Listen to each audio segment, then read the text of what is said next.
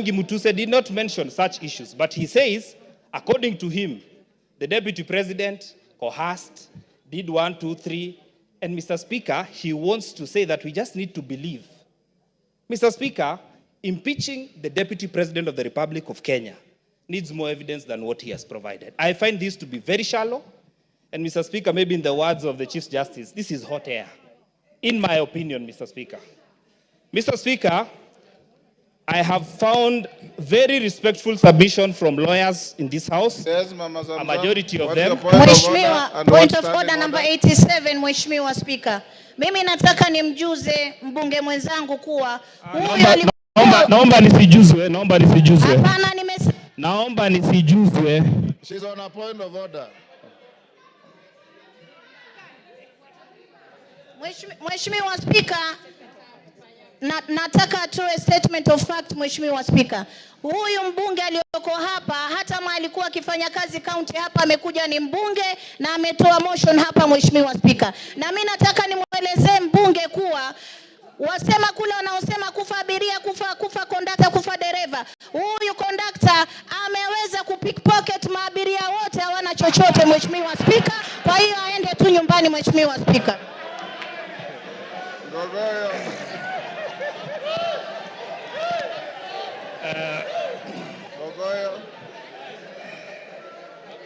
Thank you. Thank you, Mr. Speaker. Yes. I choose to stick to content. Your time I is choose up. to stick to matter. Go on. I choose to ignore the honorable member. Mr. Speaker, I therefore want to submit to this House that, Mr. Speaker, when a whole deputy speaker of this assembly goes to a public function in Nandi and says that I will oversee the impeachment of the deputy president, and comes to this House and is expected to vote, do you expect fairness?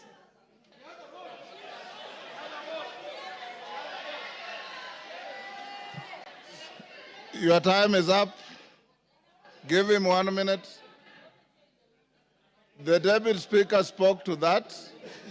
Thank you. She has a vote, unlike the speaker. Yeah, but Mr. Speaker, I just want to say and she that will I not find preside on these proceedings. Okay, because I respect you, Mr. Speaker, I will not engage on that matter. Therefore, Mr. Speaker, I want to submit that Ngogoyo Onesmus Nguro, Member of Parliament for Kajiado North, says no to the impeachment of the Deputy President of the Republic of Kenya. Member for Taveta. Member for Taveta.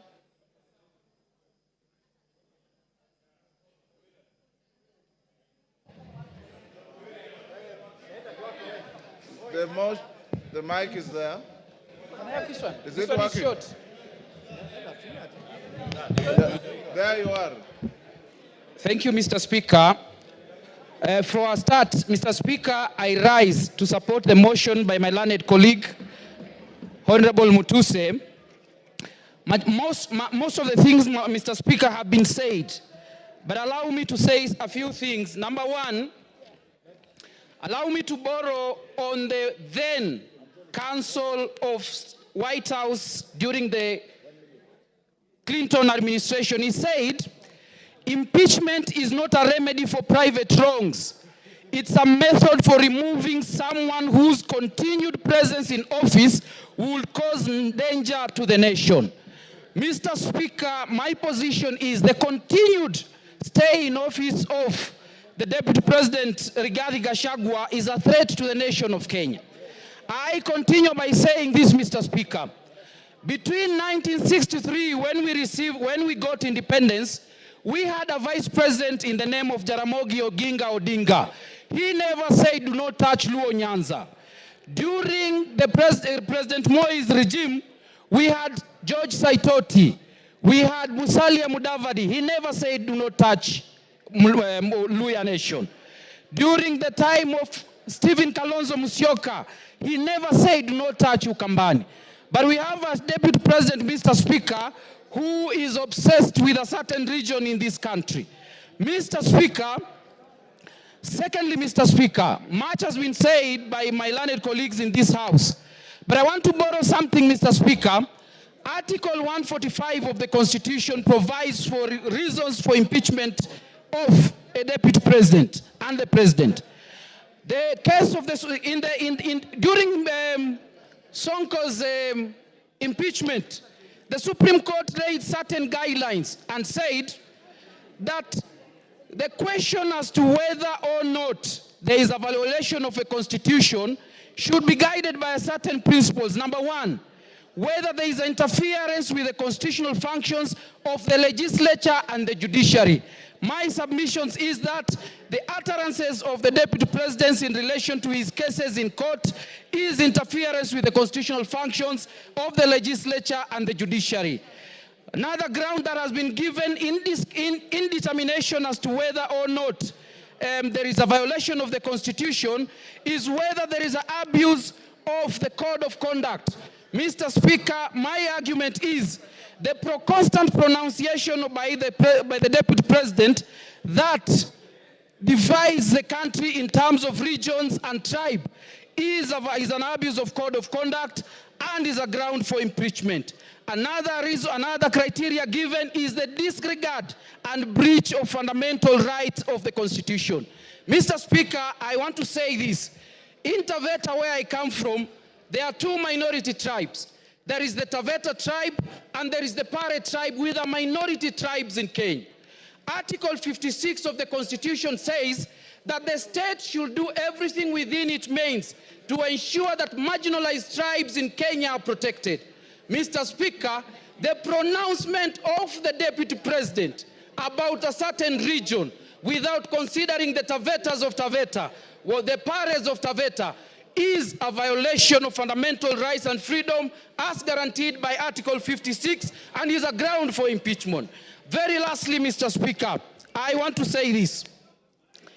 Even in Taveta, there are Kikuyus.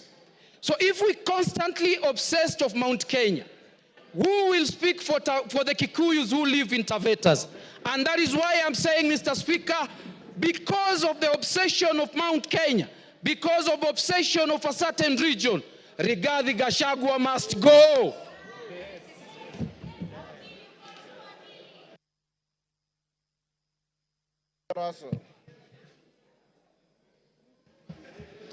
Thank you very much, Honorable Speaker.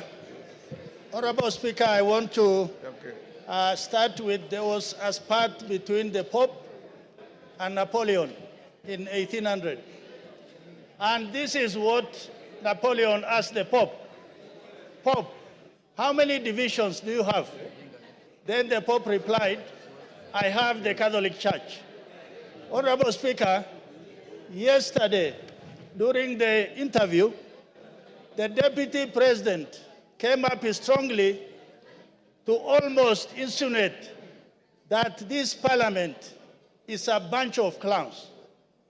But this parliament is guarded by so many things. But the very important instrument this parliament wields is this thing called the Constitution. It is the supreme law of the land. Honorable Speaker, one of the reasons why the Deputy President must be impeached is the issue of national unity.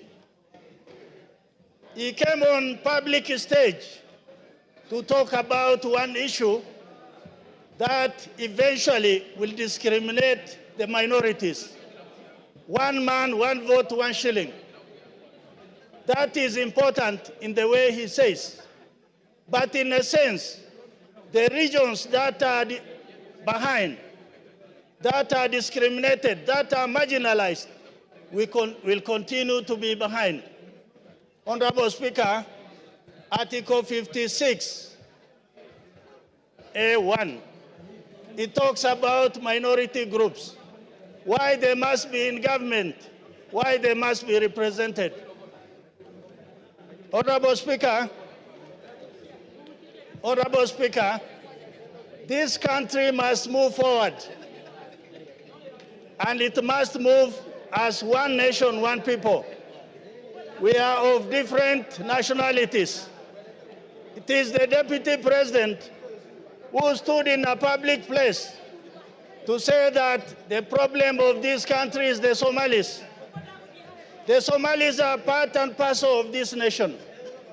They have done great contribution to this country. and they cannot be excluded for anything. Honorable Speaker, the second issue, why the Deputy President must and he has to leave that office, is on the matters of national security. He is privy to National Security Council meetings. He attends. Sometimes he could chair. For him to come out and divulge those information to public of need-to-know basis, then it means he has crossed the red line. Honorable Speaker, the third issue is Article 147. The Deputy President is the principal assistant to the President. And sometimes when the President is away, he's delegated to be the President. This happened in the 11th Parliament when Uhuru Kenyatta was attending ICC. And he wrote down that President Ruto will act on his behalf. It can happen even this time. If we have a president who is already determined to discriminate some parts of the country, then how do we trust him with power? Honorable Speaker, lastly, he is not assisting or supporting the president. Finance Bill 2024-25 was thrown out by Parliament, was thrown out by the people. Not that people didn't want it, not Parliament didn't want it, because he never supported it. He kept on campaigning against the Finance Bill. For those reasons, Honorable Speaker, I think the Deputy President must be impeached. Thank you, Honorable Speaker. Farah Malim.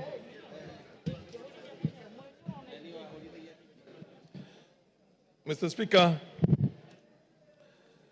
I want to weigh on this motion. Mr. Speaker, we are not trying to reinvent the wheel again. We have had Deputy President. Before that, we have had Vice Presidents. One, Andrei Gromyko of Russia, was one time asked why he has remained as the Deputy President for so long. And somebody else said, to be a Deputy President, you have to have the capacity to sit on a block of ice with your pants down and make a green. A Deputy President is no more than a personal assistant to the President. And that's how it's provided for in all constitutions, all over. I haven't seen one in which certain executive authority is given to the Deputy President. In the US, if you remember very well, when John F. Kennedy was the president, there was a brother of John F. Kennedy who was Attorney General, who was called Bobby Kennedy. Bobby Kennedy literally did not think Lyndon B. Johnson was anything. But Lyndon B. Johnson kept tight, watched his cool, and later on he became the president of the US.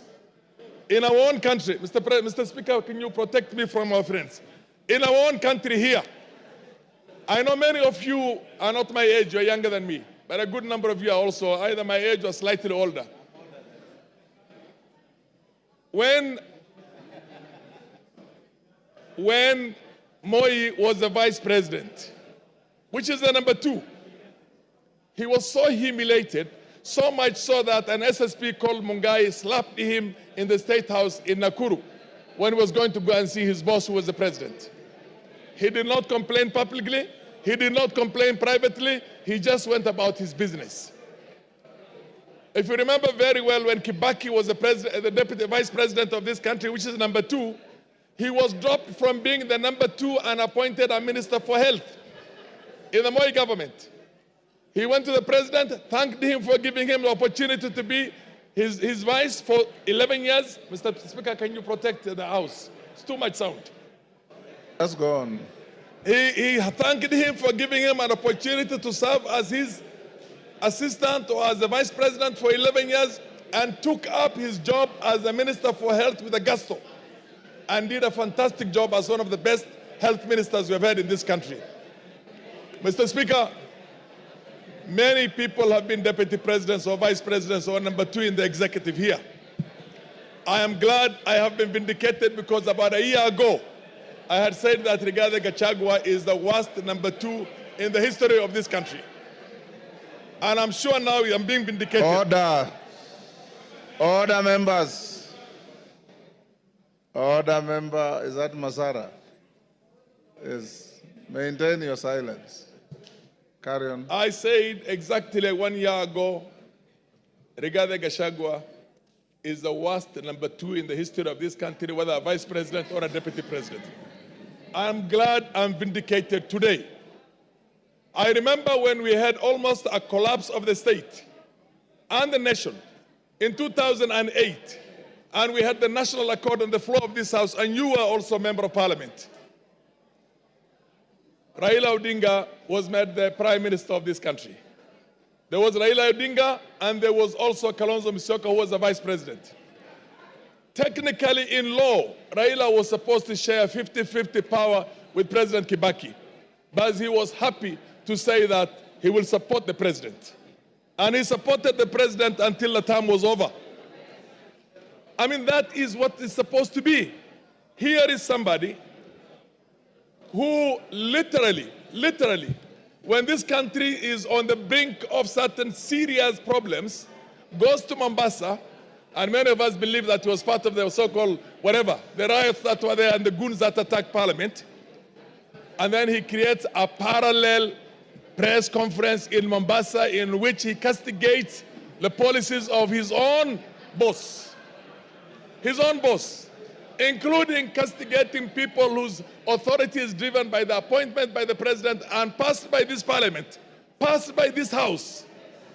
Mr. Speaker, this man is bad for this country. There is need, this man is a heartbeat away from the president. God forbid, if anything were to happen to our president, he is the president. He is a danger. There will be no Kenya. 1 minute. If Gachagua has anything to do with, as far as I'm concerned, he did not even give me the benefit of saying that, let's be careful with the Somalis, we don't like Somalis. He called us warrior. You know what I mean? He didn't give me even the respect or the courtesy. I could not say Mau Mau. I would say Kikuyus if I want to talk about Kikuyus, or look for any derogatory name. I will not look for that. He didn't give us even that respect of saying the Somalis of Kenya. He said warrior. They do not have any role. They are not shareholders in this government. And you know what? I come from a region, Wajir alone, Wajir County alone is bigger than Central Province, Mountain Region, Western Province, and Nyanza put together. In Nyanza, and you have not gone to Garissa, you have not gone to Mandera, you have not gone to Marsabit, where we share with our Cushitic brothers, you have not gone to Shiloh. He's talking about half the country, and he thinks we are from Somalia. Time is up. Your time is up. Yes, Dr. Kogo. Thank you so much, Honorable Speaker. Thank you, my brother, for allowing me to pass on this information. Apart from what you have said, Mheshimiwa, the Deputy President of the Republic of Kenya is on record for insulting women as Malayas. And I want to go on record. He said that the one and only beautiful Honorable Jematia is a Malaya. And somebody can negate that, and I have to say it. I thank you so much, Honorable Speaker. Yes, your time is up. Give him 1 minute. Okay, yeah, 1 minute. Mr. Speaker, Speaker. Yes. This country belongs to us all. This country belongs to all of us. If you try to marginalize me, and tomorrow I take up arms and decide to fight that, do you think there will be Kenya? Do you think 100,000 Somalis taking arms, there will be Kenya? Or 50,000 Turkanas? Or Sabaots? Or Pokots? This man is playing with this country. We shall not have stability, Mr. Speaker. We must have a country in which we all feel that we are loved and we are equals. Equals. Mr. Speaker, I support this motion of impeaching Gachagua. Let's do it the fastest possible, and we should never have somebody like him in future in any position of leadership. Mr. Speaker, we are all equals in this country. There's nobody who's more equal. We fought for independence. All of us fought for independence, although some will want to try and hide the... Your time is up. Member for Turkana at the back. That is who? Emathe. Emathe. Thank you, Honorable Speaker. I want to just give some comments on the same. Honorable Speaker, when the Deputy President was being sworn in at Kasarani, I only knew him as a personal assistant to the former President Uhuru. And after he spoke and he sat down, I was seated close to Honorable Kiborek. I told Honorable Kiborek that this is not going to be a good person. From the analogy that formerly he was a PA to the former president, and the manner in which he spoke to me was in the contrary. I just said that when he was being sworn in, I didn't know him. The only thing I knew about him was he was a PA. Now, the chicken have come home to roast. And Honorable Speaker, I want to say that I support his impeachment the same manner in which over 92% of my constituents in Turkana Central have agreed that we do the impeachment. Honorable Speaker, the impeachment is in two parts. There is the anti-corruption part of it, and there is the ethical or the ethics part of it. I want to speak on the ethics. And Honorable Speaker, here is a man who is full of himself. He is a very proud person, and Honorable Speaker, he doesn't even know what to say. He just speaks in the manner that does not depict him as the Deputy President of this country. Honorable Speaker, the Bible in the book of James brings out the bad part of the tongue. It says the tongue is this part of the body that is a world of evil. It is a fire. Honorable Speaker, the tongue corrupts the whole body. That is what the Bible says in the book of James. Honorable Speaker, in this juncture, I want to say that as a UDA member in the Kenya Council government, I want to say that it says we are not in agreement to work together with the Deputy President. I am not in agreement as a member who was ascribed to the party that I may not be able to work with the Deputy President because we have to agree. And what we are processing today here, Honorable Speaker, is a divorce. We are processing a divorce because under Article 56, this is a man who will not be able to speak for the minorities. He is a man who will not speak for the marginalized. Honorable Speaker. Honorable Speaker, again, we are processing a divorce because this is akin to King Nebuchadnezzar, a man who was like everything in the Chaldean, in the city of Babylon. And Honorable Speaker, Kenya wants to unite. Kenya wants to kill the animal called tribalism. This is not the Deputy President that Kenya will require to kill the devil of tribalism. This is not the man who is ready to unite us. This is not the man who does not even know there are Elmolos in this country. He does not know that we have the Dasanach or the Merile in this country. Maybe at some point, because he has never been to Turkana, he does not even know the Turkanas exist in this country. And therefore, Honorable Speaker, this is not the man who can unite Kenya in the office of presidency. And therefore, I support his impeachment. Thank you, Honorable Speaker. Edith Nyenze. Edith Nyenze.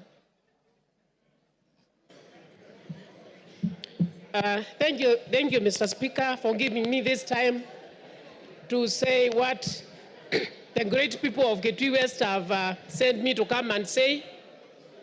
I know that the Bible has been quoted from the two divines in several ways, but I'm also going to quote the Bible, and I'm going to quote from John, from chapter 8, from 7 to 11. And actually, these were teachers and of law and Pharisees who brought a woman to Jesus, and they said that they found the woman in the act.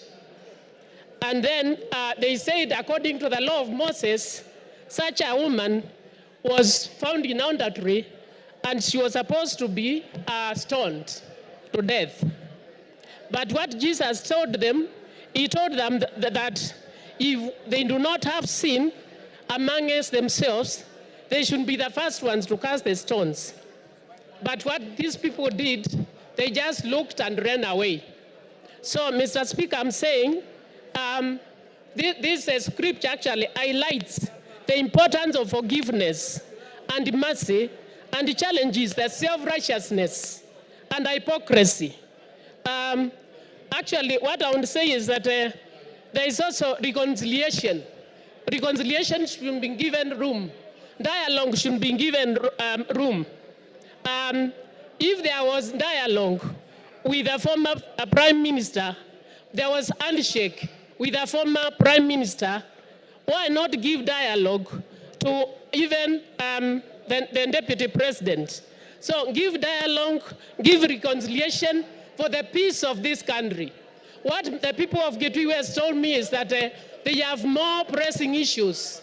They have more pressing issues than this impeachment. And therefore they told me to say no to this impeachment, that they should be sorting their problems first before we even come to this impeachment. We have only 3 years to go before the end of the term.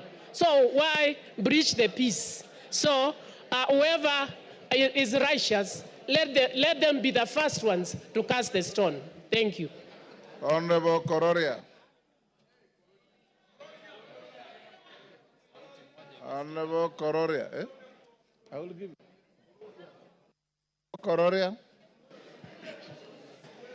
Thank you very much, Honorable Speaker. And I stand to support this special motion.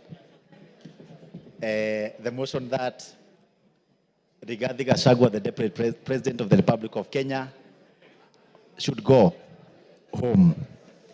Honorable Speaker, I can remind this House that during the swearing-in ceremony at Kasarani, the Deputy President humiliated Uhuru Kenyatta so badly before the nation and the visiting dignitaries in the Republic of Kenya. That was not enough, Honorable Speaker. After 3 months, he started attacking young people in Mount Kenya region, calling them Mongeke, to an extent of attacking Maina Jenga and calling him the leader of Mongeke, Honorable Speaker. Later, Honorable Speaker, he was not comfortable and satisfied with that. He went ahead to refer to the members of parliament from Mount Kenya region as Gakonia and Kunda Gotome and Komereras, Honorable Speaker. That is not acceptable, Honorable Speaker, because we all come from the same region and we are elected by the people. He went ahead, Honorable Speaker, to attack Raila Odinga and the Azimio fraternity, and saying that he has put mitego so that they will not enter State House. And he was supposed to put mitegos so that they don't enter Karen residence because he's not a president. Honorable Speaker, I want to say that we do not have 2 centers of power in the Republic of Kenya. We only have 1 president, and the sentiments of Rigathi Gachagua that they were elected together with President William Ruto is a lie. The person who was elected is the president. Gachagua was just a running mate, and there were no votes for a running mate, Honorable Speaker. Finally, yesterday during a press briefing, Rigathi Gachagua referred to this Honorable House as a theater of the absurd. And he's coming to this same house today. I don't know whether you are going to compel him to substantiate if he's coming to a theater or Parliament of Kenya. With that, Honorable Speaker, I'm saying Gachagua must go. Karoli Omondi. Thank you very much, Right Honorable Speaker. I rise to support this special motion of impeachment against the Deputy President of the Republic of Kenya. Mr. Speaker, when the wheels of fortune have enabled someone to rise to high eminence, such as the office of Deputy President, so much is expected of them. Unfortunately, from my own personal interaction with the Deputy President, and shortly I will give some examples, I feel he has fallen short of the expectations of that high office. I first came across Mr. Rigathi Gachagua in the late 80s when we were at the university. And as a matter of fact, he was ahead of us, and I think he was heading one of the district student organizations. He had cleared university, but he had not exited. In other words, he had become a pirate. That was the terminology we used then. He was residing in some place called State House Residence. And what I used to hear about him was not very impressive. But nonetheless, on October 7th, 2023, which was exactly 1 year ago, in some place called Murngia, Alego, at the homestead of the late General Francis Omondi Ogola, together with Mheshimiwa Elisha here, Mheshimiwa Nyamita, Honorable Jalango, I've seen him somewhere, and His Excellency the President, we did meet with the Deputy President. And it was about 6:45. He received us warmly, but we were guests of General Ogola. And as you'd expect, a man of his status, you expected some decorum, temperance, prudence, good behavior. But unfortunately, some of these attributes were not present in his conduct. The Deputy President on that occasion did stand up and tell the President to our face that he had come down to get him from the Nyanza tour that we were undertaking, and that he had no business staying for too long in Nyanza. I looked at him and I wondered what was the problem with his compos mentis. In other words, was he of sound mind? And then I asked myself, we were the guests of the late General, why would he want us to exit the homestead of General Ogola? And it bothered me very much because clearly that was what you and I, as lawyers, we call animus nocendi, intention to harm. Why would he insist that the President has no business being in Nyanza? He said it to our face 3 times, interrupting General Ogola when we were being briefed about the attack that had just been conducted by Hamas on Israel. That was my first time to interact with him very closely. The second time was on April 30th, 2024. No, 28th April 2024, this year, when we had floods in Suba and several people died. I did communicate with him by way of text. I sent him pictures, including that of a gentleman who had lost 3 children. And I asked him to avail to me the state resources that I could use to alleviate the pain and loss of my people. He did not respond. He did not call back. He did not show any interest. On 30th April 2024, I did contact Honorable Kagushia, who was sitting next to him at a rally in Nyeri. And I saw Honorable Kagushia whispering to him my message. And they texted me back that the Deputy President would come back to me. He never did. On 6th of May 2024, I again reached out to him in his capacity as the coordinator of relief. He did not respond. I support this motion, and I want to say this. What I found with Honorable Gachagua is lack of education. Obama says, education is not a name of any degree or certificate that can be shown to others as proof. Education is the name of our attitude, triable issues. Frame the charges, leave that trial to the Senate. And once we do that, we shall have discharged our duty. Mr. Speaker, I fully support. Thank you. Your time is up. Kanjori.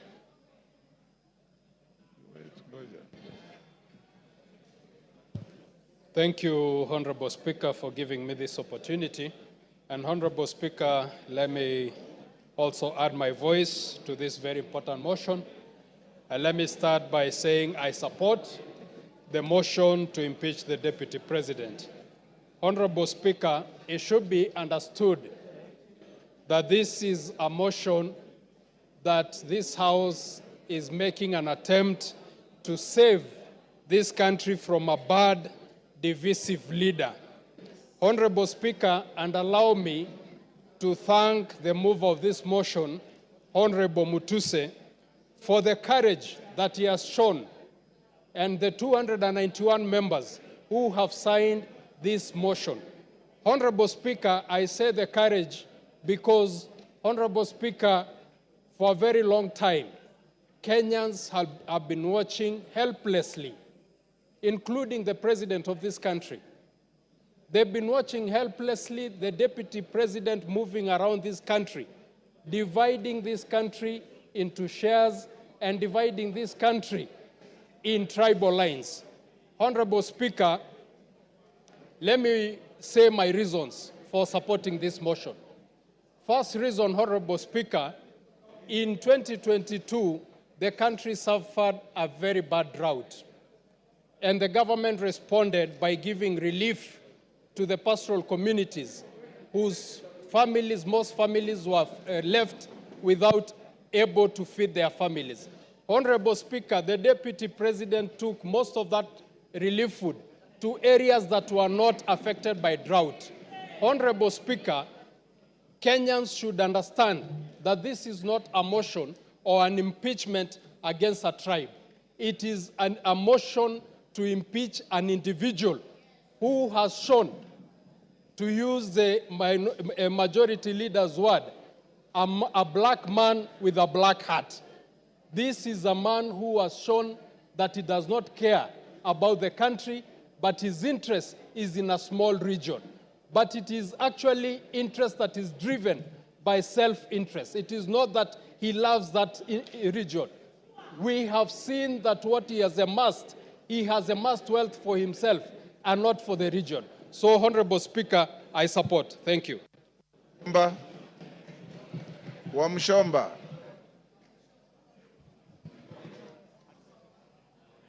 I thought you normally sit this side. Thank you. Yes. The temperatures there are too high. Mr. Speaker, go ahead. I rise to defend the Deputy President, Rigathi Gachagua, against what I am calling mob justice, a process that has not given him the right of reply, a process that has gone on, presented some fact charts to the villages, and disseminated information to the members of public without giving him the opportunity to defend himself. Hold your horses, Wamchomba. I was consulting with KJ. I didn't hear what you said. Can you repeat?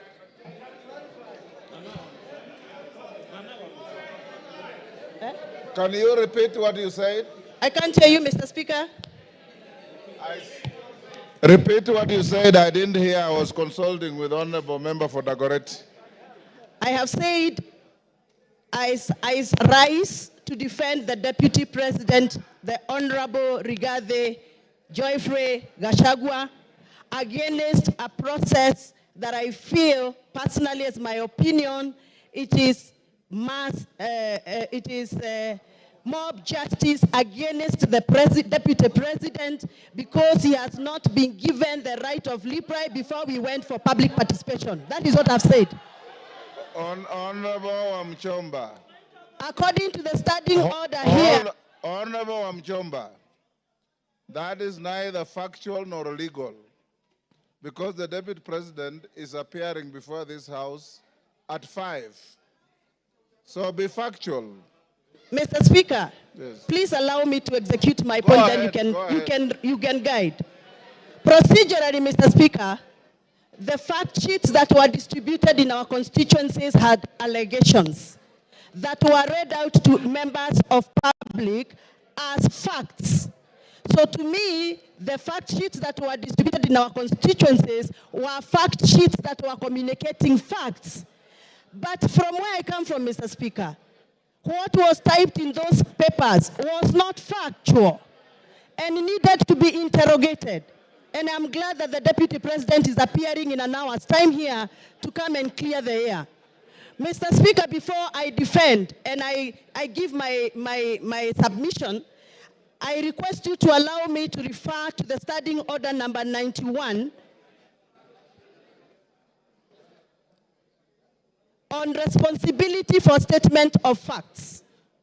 A member shall be responsible for accuracy and facts for whatever allegations that comes and disseminates from this house.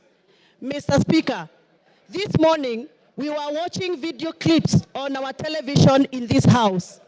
Those video clips that were played in this house were reported speeches that were reported from various media houses in this country.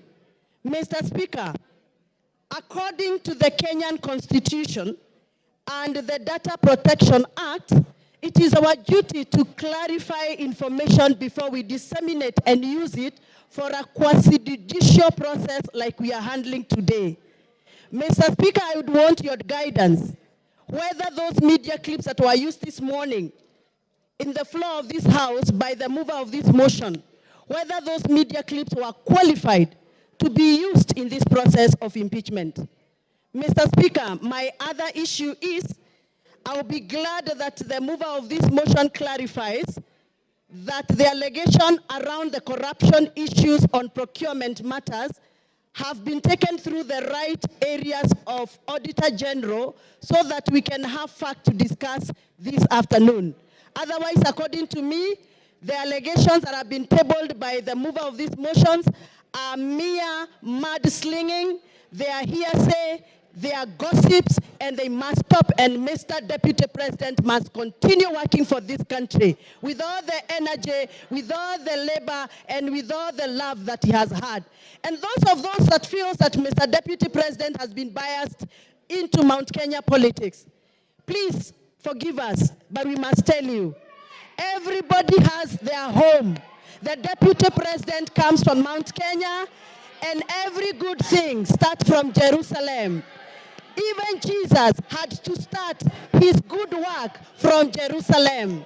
We are the Jerusalem. We shall continue allowing the Deputy President to do the work he's been doing in Mount Kenya, even as he tries and attempts to work in other parts of this country.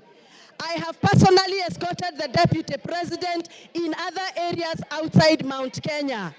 I know Mr. Deputy President has tried. It is barely 2 years before Mr. Deputy President continues with his work. Please allow him space to work.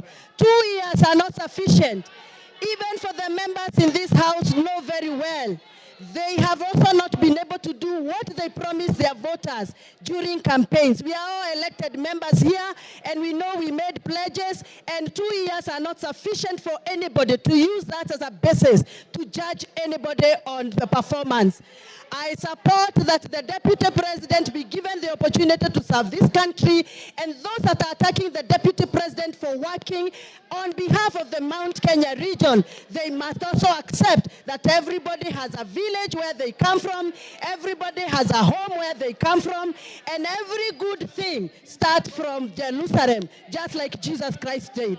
Asanteni sana, and I refuse. The Deputy President is going nowhere. He's going to stay here to serve us. To serve us as we gave him votes. Thank you very much. Thank you, Speaker.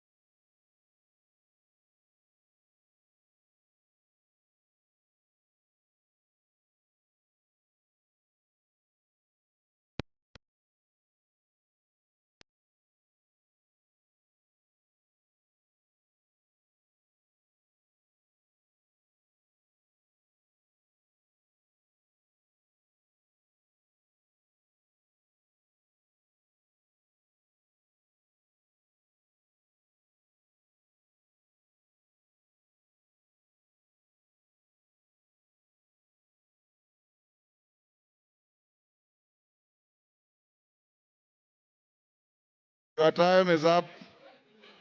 Ken Chonga. Ken Chonga. Asante mstahiki Spika kwa kunipatia nafasi hii nichangie mswada huu ambao uko mbele ya bunge.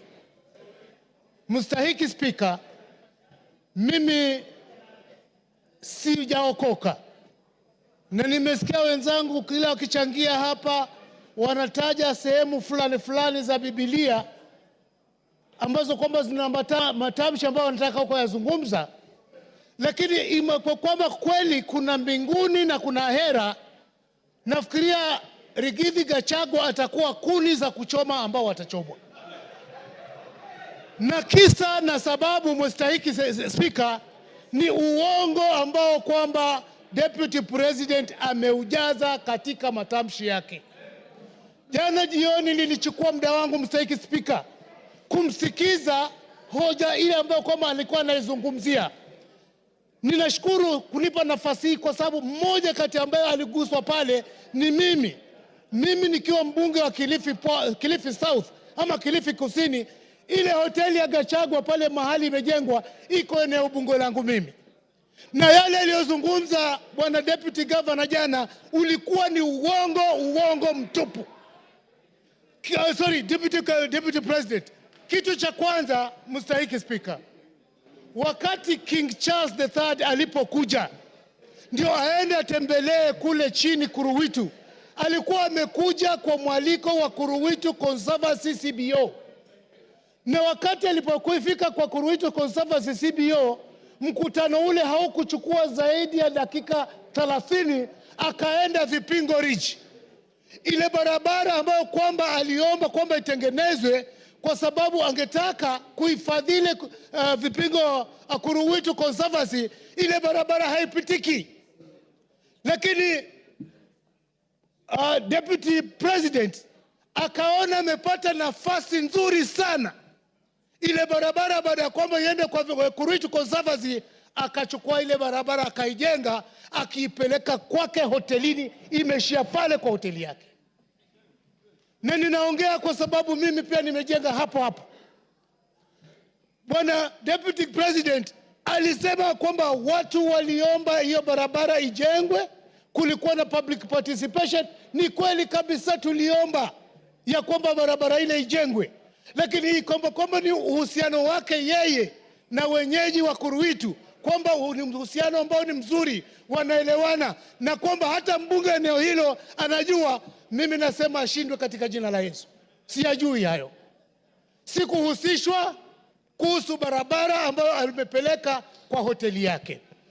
Tatu, bwana Spika, Mheshimiwa Spika, Deputy President alisema ya kwamba barabara ile inafaidi watu wengi sana ambao kwamba wanaishi maeneo yale. Akataja kwamba kuna Vipingo, Shariani Secondary School. Mimi ninajua mahali Shariani Secondary School ipo, wala haifaidiki na ile barabara. Akataja kuhusu Shariani Primary School. Shariani Primary School ukitaka kuaccess unaipata kwa hiyo main highway ya kutoka njia panda ya kutoka Mtwapa kuelekea Kilifi na kuelekea Malindi. Kusema ukweli kabisa, yale yaliyokuwa nazungumza kuhusu wekezo ule ni wa uongo. Tatu, ile nyumba ambayo kwamba ilikuwa ni ndugu yake, sisi tulijua toka ilipokuwa zamani.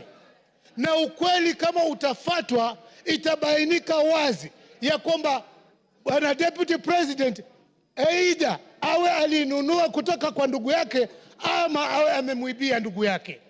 Ni jambo la kuhuzunisha. Akisema ya kwamba mali ile yote ambayo iliachwa, yeye ameachiwa percentage fulani kubwa kushinda wale watoto. Kama ukweli si uongo, basi si anasherehekea kifo cha ndugu yake. Ni nani mwenye akili zake timamu ataacha urithi au peane kwa ndugu yake, asahau watoto wake, asahau bibi zake, asahau binamu zake, hali yeye anasema kwamba yeye ni mtu uko na mali? Mimi sijawahi kumuunga mkono kwa lolote, na ninajua nyumba hii iko na hisia tofauti kulingana na masuala ya Deputy President. Wakati nilipeleka public participation Kilifi South, 95%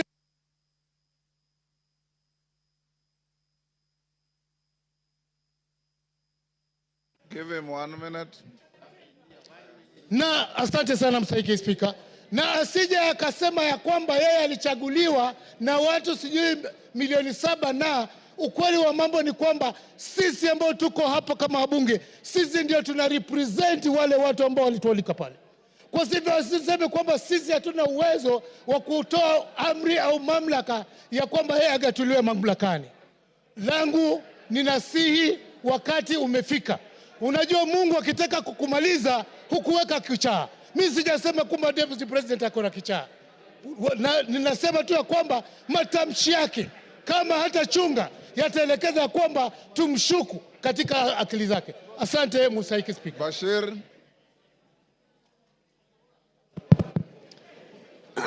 Thank you, Honorable Speaker.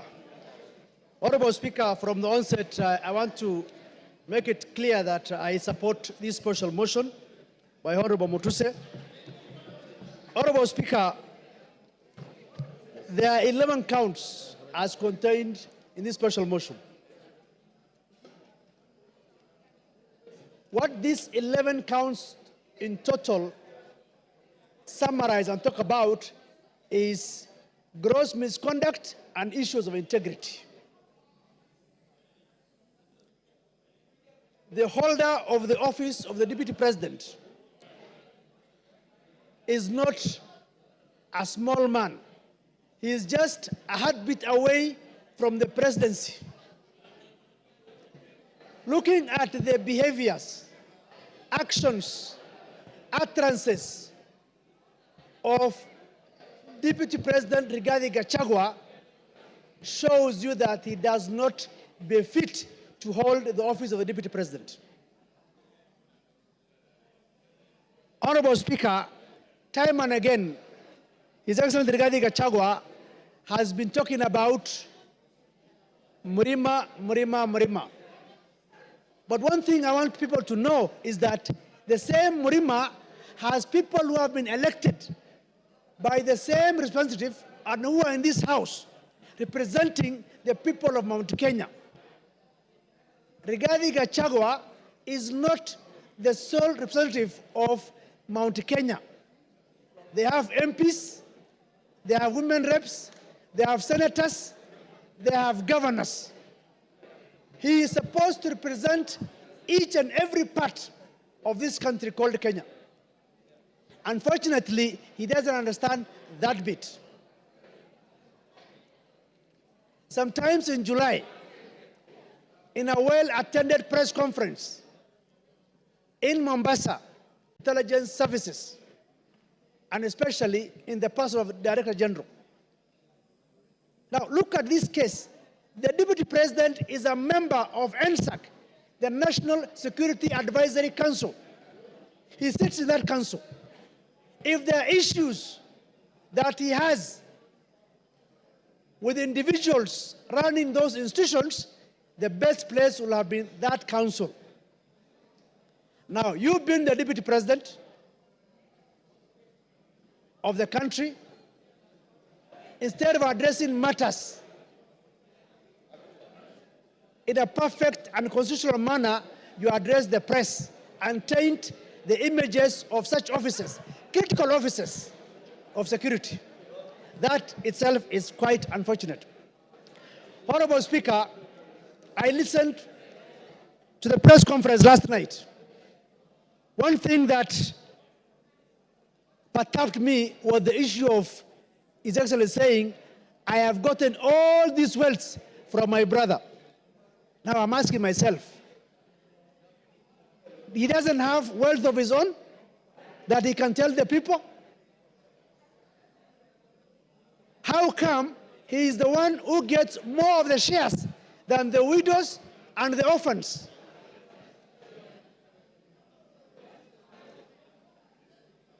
It's also unfortunate that the same Rigathi Gachagua was at one point a district officer in 1997. He was sacked for stealing relief food. What is relief food supposed to go to? To the vulnerable people, vulnerable community of that area. He stole the relief food. We cannot continue to entrust one Rigathi Gachagua with the office of the Deputy President of the Republic of Kenya. We call upon this House to make history for the first time under the new Constitution to say that Rigathi Gachagua does not befit to hold the office of the Deputy President of the Republic of Kenya. The President and the Deputy President are supposed to work in harmony. They are not working in harmony. The President sometimes goes out of the country.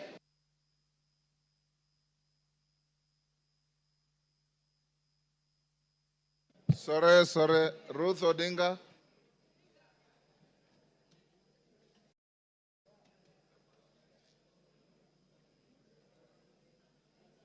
Give her the mic.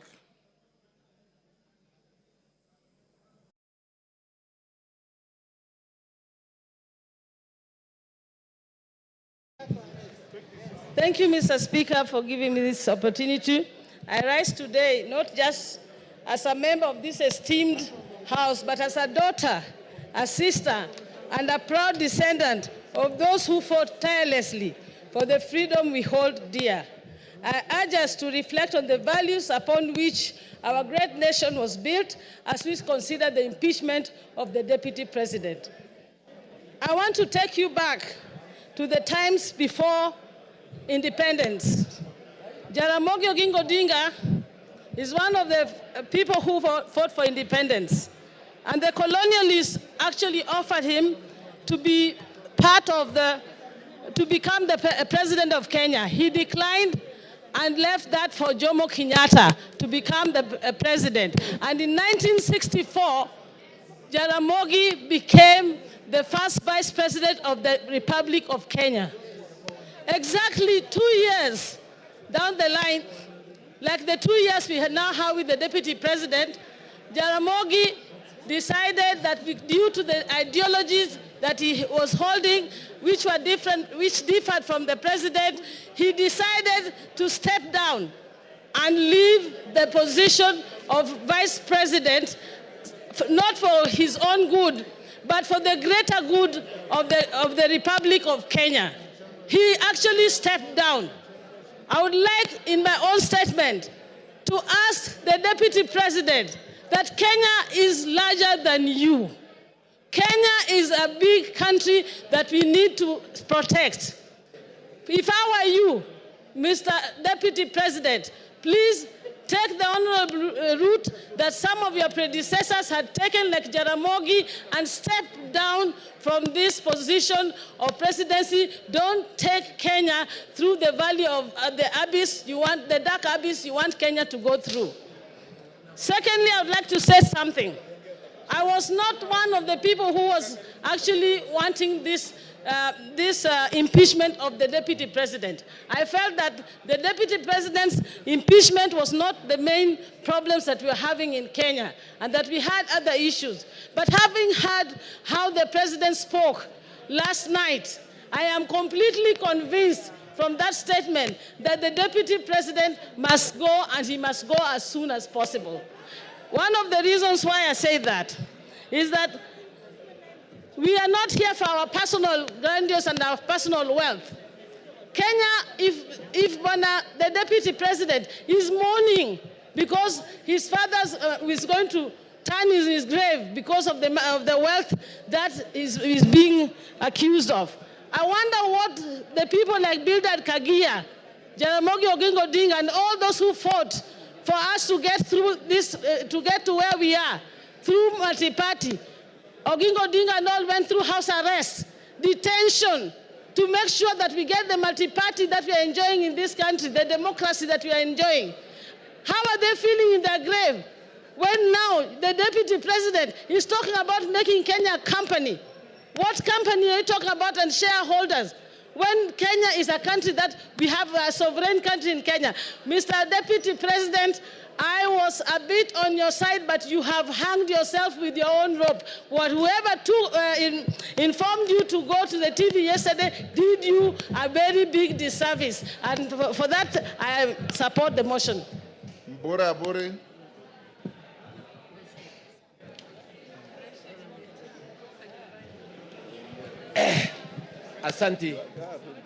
Asanti Bwana Spika kunipa nafasi hii. Yangu ni kidogo sana. Nikusema eti ya kwamba tunataka naibu wa rais yule ambaye si mkabila. Kwa sababu nchi yetu ya Kenya ni kubwa sana kusinda mtu. Tukiongea mambo ya mlima kule kwangu Tigania East. Tuko katikati ya mlima. Lakini ukiangalia katika hii kitabu ambaye ukiangalia haya mashtaka yaliyo katika kitabu hii. Ukiangalia ile mashtaka katika kitabu hii, ile zile kampani zote ziko hapa ni za Gachagua, bibi yake na watoto wake. Hakuna Mutigania, hakuna Mwegembe, hakuna Muimenti, hakuna Mluya. That means yeye mwenyewe alikuwa anatetea tumbo yake. Ndipo mimi niko hapa kusema eti ya kwamba sisi hatupembelezani. Sisi tunasema kwamba lazima aende nyumbani kwa sababu amekataa kuangalia mambo ya wananchi wa Kenya na Kenya ni kubwa. Ingine ni hii.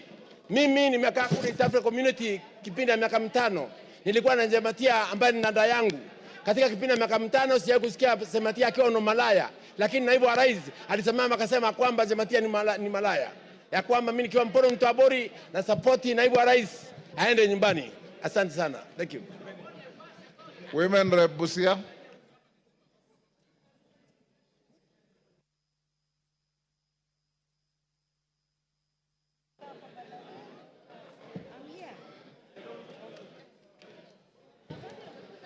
Thank you, Mr. Speaker. I support with a lot of strength this motion because many times I thought I was a tenant in Kenya. And I know I was born and raised in this nation. When a leader of a national figure discriminates openly, I left myself wondering if we can keep allowing to be divided every day. And yet, as leaders, we must be a factor that unites all Kenyans.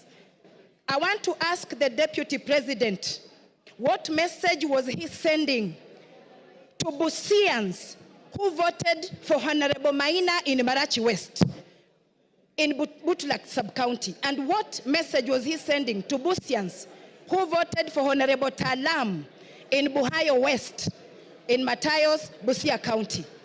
We should be free from Mombasa to Turkana, any person of any race, any tribe, to stand and be elected without being pointed at as this one belonging to a particular region and that one not belonging to our region. Because Kenya is our country and we are here in this country to build it. If we don't join, because if you go as an individual, you are a drop in the ocean. But together as Kenyans, we are an ocean. So I want to ask again, what other thing a principal assistant is supposed to do? According to me, unless you have a shrunken hippocampus in your brain, then you go displaying what your master is doing instead of being the real assistant of even covering up. One day he says, I was sent all these things I was saying. I was sent all these things I'm saying. It's like he is wearing an oversized coat, oversized trouser, a tumbo cut vest, and oversized shoe. He does not understand his role as a principal assistant. We must unravel from the seams of our fabric in this country. Because sometimes you can be wearing a dress or a trouser, but something keeps biting you.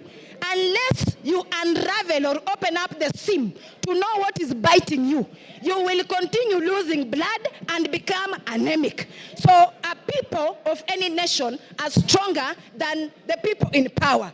All leaders in this nation must be responsible of the utterances they puke every day, because what will our future leaders be saying? I am, or who is our role model? Who is their role model? All of us must be responsible not to give hate speech anywhere we go.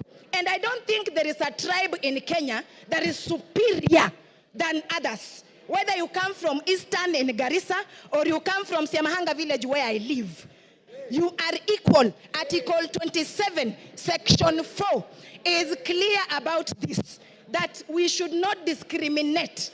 When I hear a widow in Mount Kenya being tortured, being snatched property by the deputy president, whether she is Kikuyu and she's a widow, she is representing all the widows in Kenya. So Gachagua return the matrimonial property, the bank accounts, everything that you took from that widow in Nyeri. Because I was raised by a widow and I know what happens when such things happen. A widow should be given their rights, whether you have all the muscle in the nation. And thirdly, a leader who does not respect women, that one is not a leader. Calling women prostitutes. So when a woman is being a prostitute, who is the other prostitute? Then he must be the one. Because if you call me a prostitute, was I doing myself? There must be somebody in a trouser too. And we do not want to be discriminated. We have been dating, marriage, we marry Kikuyu, Luya, Teso, Kamba. That should continue happening than us growing up or children fearing to marry from Mount Kenya or fearing to marry from Nyanza. That is wrong. So Deputy President must go home. We really want him to just take a rest. Thank you, Mr. Speaker. Yes, Muya, what's your point of order? Speaker, I'm standing on standing order number 91 on matters of facts and substantiating what the member is speaking of. The issue of Malaya have been adversely mentioned in this House. Have you as the Speaker received anything to substantiate? Honorable Speaker, it is on record that the Deputy Speaker, the Deputy President has been crossing the whole country, campaigning for the same women, especially in Mount Kenya where he was assigned. So it is unfair that members can continue repeating, you cannot substantiate, and there is no evidence.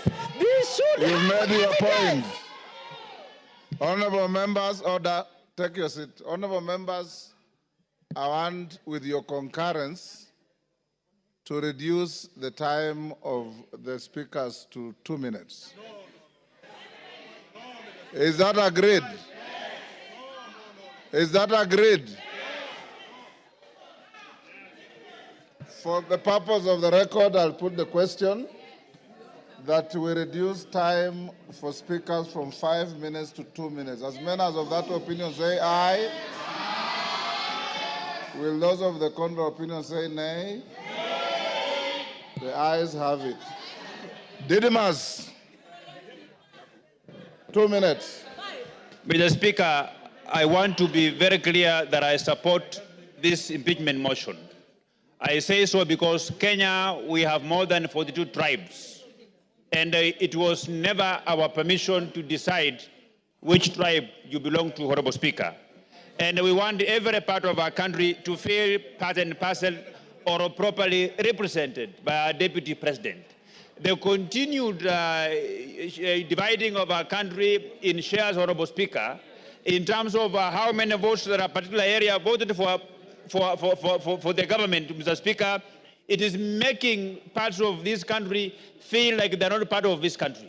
I think, in a nutshell, Honorable Speaker, because of time, I want to summarize what I want to say by saying that Kenya as a country, the position of the Deputy President, it requires a patriot.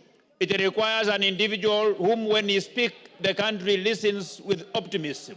It doesn't require an individual who, when he opens his mouth, part of this country begins to bleed. This country doesn't require a villager in the name of the Deputy President. It requires a patriot, a statesman. And this House, Mr. Speaker, we will go down in the history of this country because the war against tribalism, the war against segregating this country along shareholding lines, it's a war that we have come a long way, Honorable Speaker. It's a war that we vowed that we must win it in installments, and today we are paying the last installment. Rigathi Gachagua must go home. not by walking, but by running, Honorable Speaker. I support. Member for Wajir West.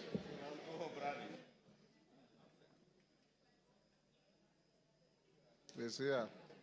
Thank you, Mr. Speaker, for giving me this opportunity.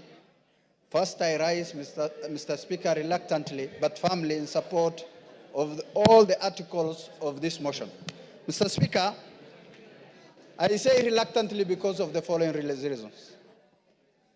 Normally, Mr. Speaker, as a Muslim leader, I don't rush to support this grave matter like this, to remove the Deputy President of the Republic of Kenya from office after just 2 years of election.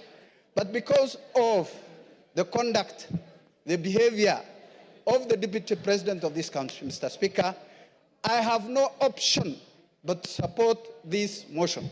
Mr. Speaker, I am a witness who went to the office of the Deputy President of the Republic of Kenya to request for assistance during the drought season, to request for relief food for the people of Wajir West. But the utterances of the Deputy President of the Republic of Kenya was shocking, Mr. Speaker.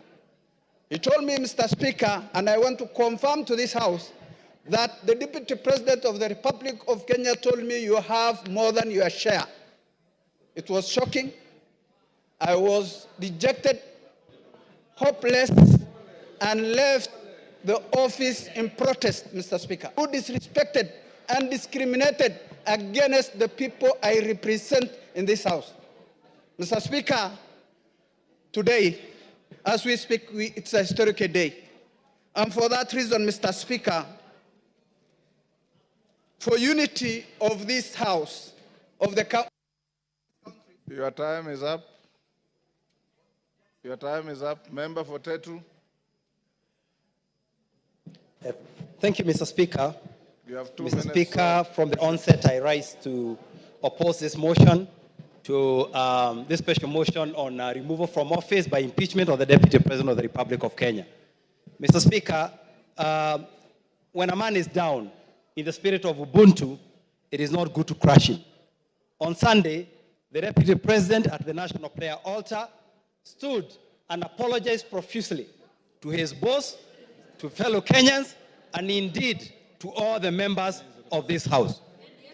Mr. Speaker, I feel that our party, UDA, on which the Deputy President was elected, has internal disciplinary mechanisms which have not been exhausted so as to bring this matter to this House.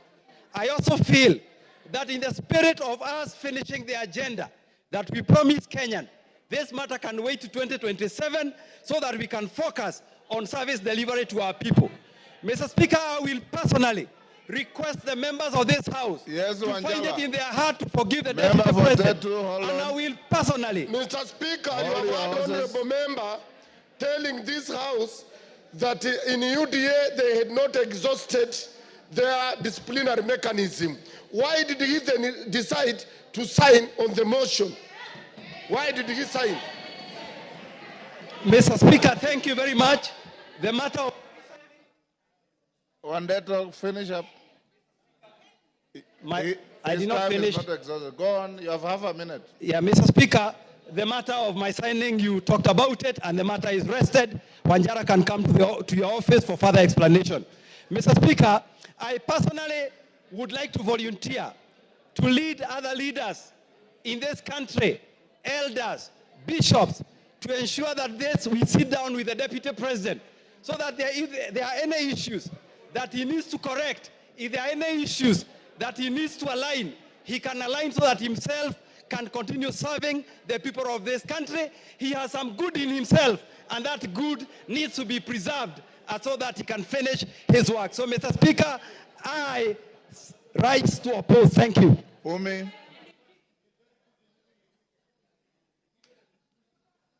You have 2 minutes. Thank you, Mr. Speaker. I rise to support the motion of impeachment because of many reasons.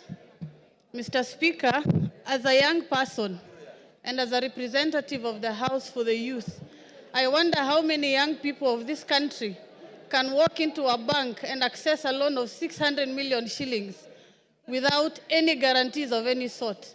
Mr. Speaker, this is a representation of impunity. The Deputy President stood before the media yesterday as a national leader to defend his children. I respect that he stood to defend his children, but how many children of this country has he given a chance for them to access the same benefits? Myself included, I cannot access a loan of that amount of money.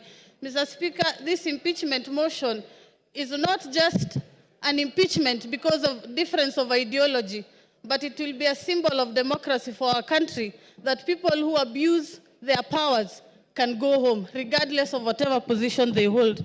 Mr. Speaker, I come from Garissa County. We lost residents from my county at an accident as they were accessing to cross a river because of the flood scandal.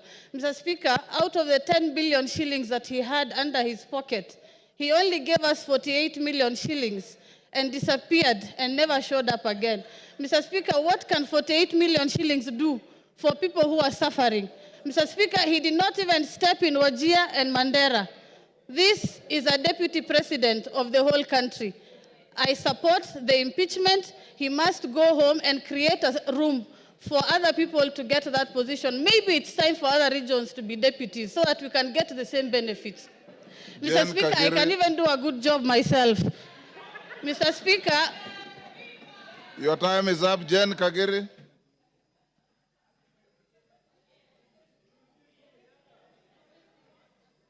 If you read the Constitution, you'll know that you don't qualify to be a deputy president at your age.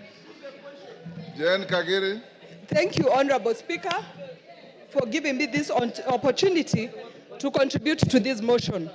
Honorable Speaker, when I was elected in the year 2022, in the month of August, I was a very grateful person to God, and I knew my work was to serve the people of Laikipia County.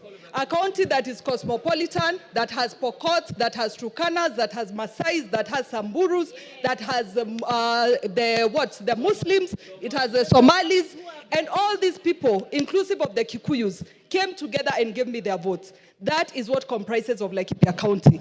Honorable Speaker, the point at which I differed with His Excellency the Deputy President is when he started talking about Mlima.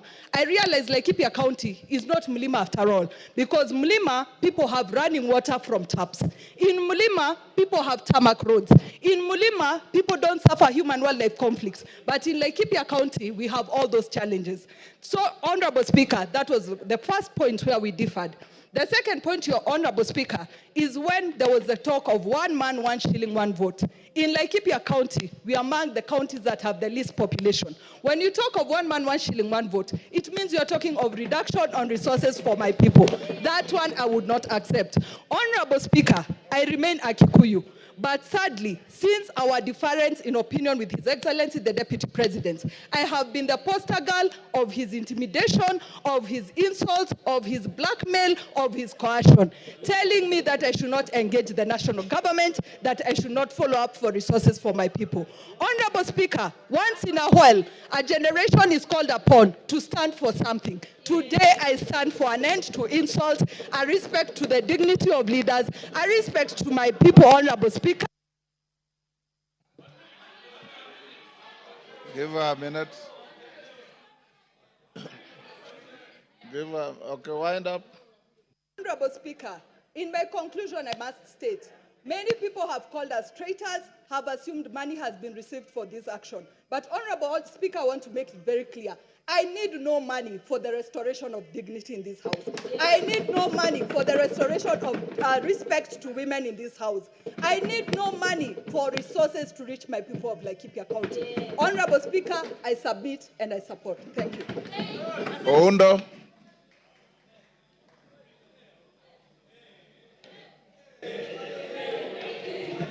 Honorable Speaker, thank you for this opportunity.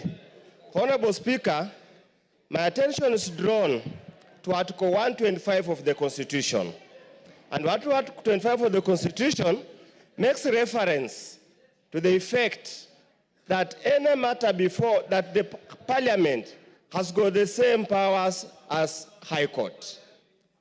Out of that, Honorable Speaker, then I'm left to look at the evidence presented by my good friend, Honorable Mutuse, and wonder, does it really meet the threshold of any form of evidence as required at the High Court? Honorable Speaker, I have looked at the various options or breaches that constitute impeachment: gross violation, crime, gross misconduct, and so many other things, Honorable Speaker. I'm at pain, Honorable Speaker, going through this to find anything that has been proved beyond reasonable doubt to move this House, Honorable Speaker, to take such a drastic action. Considering, Honorable Speaker, these are people elected under Article 148, and the framers of the new Constitution, Honorable Speaker, deliberately inserted Article 148 to avoid the kind of abuse that had been there in the past. Honorable Speaker, if we get to this level, Honorable Speaker, if we get to this level, everybody will be left wondering, what is the role of Parliament in protecting the Constitution? Honorable Speaker, and I want to rephrase Luke 23, verse 4. I find no case against this. Ruto. He didn't ask for it. Ruto. He didn't ask for any addition. Thank you, Mr. Speaker. Thank you, Mr. Speaker. Mr. Speaker, from onset, I rise to support this motion. Mr. Speaker, when I'm standing here, I'm thinking about the children of the most remote places in the Republic of Kenya. I'm thinking about the children in the remote places in Turkana, in Mandera, in Bere, very remote places, Mr. Speaker. It reminds me on Article 10 of our Constitution, which talks about the national values and principles of governance. And one of the principles which is enshrined in our Constitution, Mr. Speaker, is protection of the marginalized. We have seen the Deputy President of the Republic of Kenya, who in many occasions has forgotten that he represents even the most marginalized places, corners of our country. That the numbers of these small communities in the Republic, they have the right, just like any other big community in our Republic. We have seen the smirk, the arrogance, the contempt which the Deputy President of the Republic has to the minority groups in the Republic of Kenya. And coming from a marginalized community, a community which has been marginalized from 1963, Mr. Speaker, I want to state here and now that it's high time we sanitize the office of the Deputy President. Mr. Speaker, last week on Sunday, I was in... Your time is up. In Narok. Your time is up. Irene Mayaka. Thank you, Honorable Speaker. Honorable Speaker, I also stand to support the motion by my good brother, the Honorable Mutuse, in impeaching the person of the Deputy President of Kenya. Honorable Speaker, under unwarranted discrimination in contravention of Article 27, Part 3 and 4 of the Constitution, the Deputy President has in so many occasions expressed that he only considers people he considers shareholders. Honorable Speaker, on the two occasions that the Deputy President came to Gusiland, on the first occasion while addressing leaders, he told us that the reason why, as Kisses, we should not demand for more things from the government is because we always vote for Mutu wa kitendawili, to quote him. On the second occasion, the Honorable Deputy President told us that siku hizi wa Kisii tumejaa jela kushinda wa Kikuyu. I'm wondering, Honorable Speaker, when did he do the statistics to note that sisi kama wa Kisii, we are the most criminals in this country? And Honorable Speaker, as I finish, I just want to remind the Deputy President. Yesterday, he spent a lot of time reminding us that he is an orphan, And yet he forgot that there is one orphan that the deputy president kept saying that he has put for him mitego in State House. The honorable deputy president forgets that even the right honorable Raila Amolo Odinga is an orphan. Why did he forget that he was putting for him mutego? I just want to tell the deputy president that because of the utterances that you make against people of Kenya, you must go, and you will go home. I thank you. Malolo Njendi. Thank you, Mr. Speaker. I arise to support this motion strongly. Mr. Speaker, this country has once suffered tribal clashes. Mr. Speaker, the Deputy President has been always talking about Central Kenya, Mlima, etc., etc. Mr. Speaker, whipping up the tribal feelings. Mr. Speaker, if we allow the Deputy President to continue holding that particular position in the country, Mr. Speaker, what will happen in this country is that most of these other tribes will feel domination of this particular community, will feel intimidation by this community, and they will rise up, gang up against the community of Central Kenya, not because they are liking it, but because of his sentiments and because of what he speaks.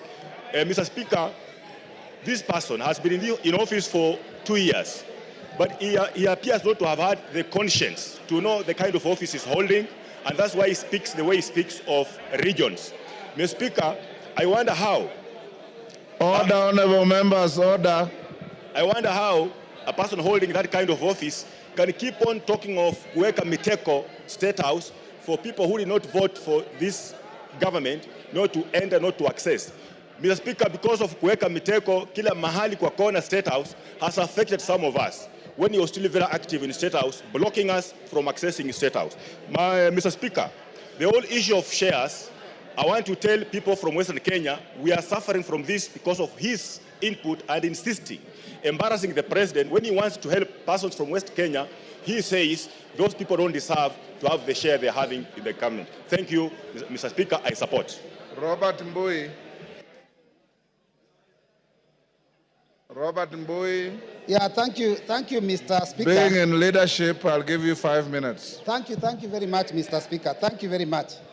Mr. Speaker, I've noticed, listening to the arguments that have been passed here this afternoon, and also earlier in the morning, I've noticed that it's getting a little personal, and I'm feeling a little jittery, because I know the subject matter is a person who is a family man with a wife and children, and friends and relatives, and they're all listening. So I think maybe I will start by reading the Bible so that we can bring down the temperatures. Ephesians chapter 4, verse 32 says, "Be kind, compassionate, and forgiving to each other in the same way God forgave you in Christ." Now, verse 31, Mr. Speaker, says, "Put aside all bitterness, losing your temper, anger, shouting, and slander, along with every other evil." Mr. Speaker, as a member of Azimio la Umoja One Kenya, I didn't believe in the leadership of Kenya Kwanza. I opposed it from the beginning. Mr. Speaker, I am vindicated now because I can tell the people of Kathiani that I said that this government is rudderless, is leaderless, is planless. And Mr. Speaker, is also merciless, because within a very short time, the center can no longer hold. Mr. Speaker, former Senator, now Governor James Orengo, famously said in Senate that governments eat their own people. Former leader of majority of the National Assembly, Duale, was eaten by his government. Today is a CS. Former Deputy Speaker of the Senate, Kithure Kindiki, was eaten by his government. Now he's also a CS. Former Chair of Budget of this National Assembly was eaten by his government. Today is the majority leader. I don't know. We are now eating Rigiji. Where will he end up? Mr. Speaker, I have an issue of concern, Mr. Speaker. Yes, Majority Leader. Honorable Speaker, is a deputy leader of minority to assert that I was eaten by my own government, Honorable Speaker, whereas he knows I was never eaten by any government. I only stood firm against tyranny. I stood firm against the bullying that I experienced under that regime. the same bullying I have stood firm against a deputy president today who has been bullying members of parliament. And I have only put my chest forward to defend the rights of all these members, including the Honorable Robert Mbui, who was Honorable Speaker when the Deputy President visited Kathiani.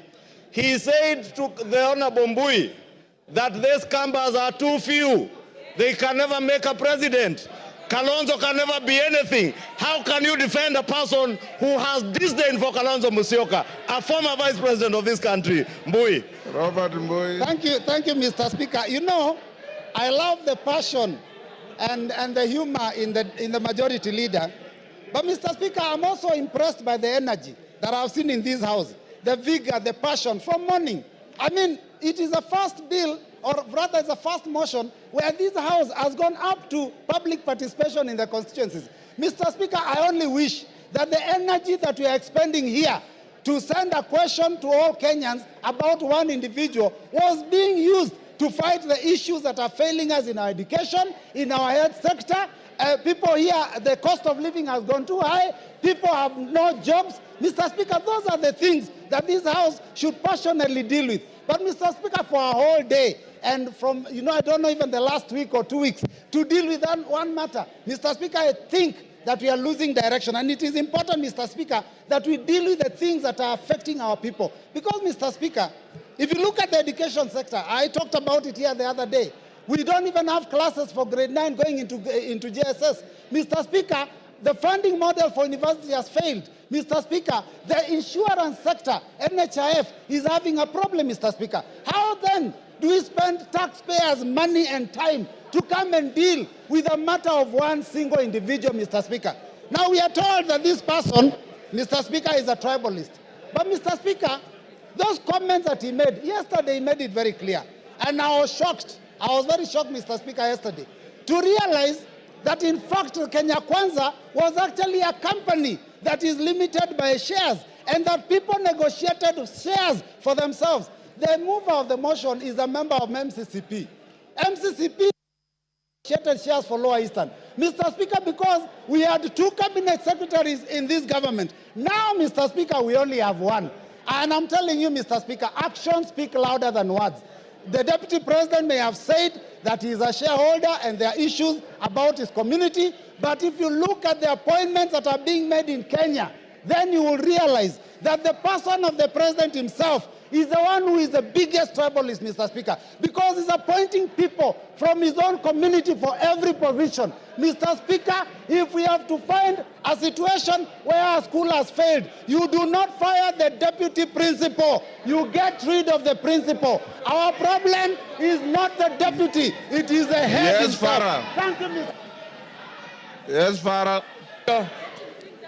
Mr. Speaker, I was standing. Mr. Speaker. Order. Mr. Speaker. Robert Mbui, you are normally more decent than that. This is a house of... Mr. Speaker, protect me. Mr. Speaker, my point of order is this. This is a house of rules. This is a law-making body. This is the place where our constitution itself was passed. You cannot bring, talk about a president or even any other head of state of a friendly country without bringing a substantive motion. So you cannot discuss the conduct of the president. And by the way, I want to correct you. You might... Point is out of order. Your point of saying that governments eat their... Take your seat is out of order. Kahangara. Yes, use my card.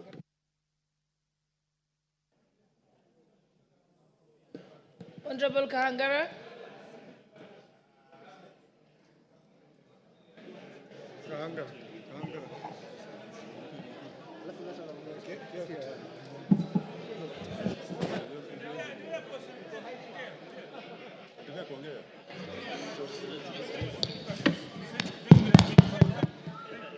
Thank you, Madam Speaker. Hold on a second, they're going to put for you the mic. Clark, just yes, I can see the mic. Take the one next to Mheshimiwa Fulamu. Take that one, yes.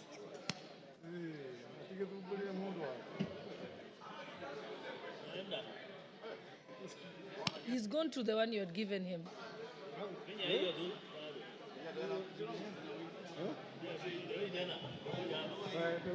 Okay, thank you very much, Madam Speaker, for giving me an opportunity to contribute to this motion.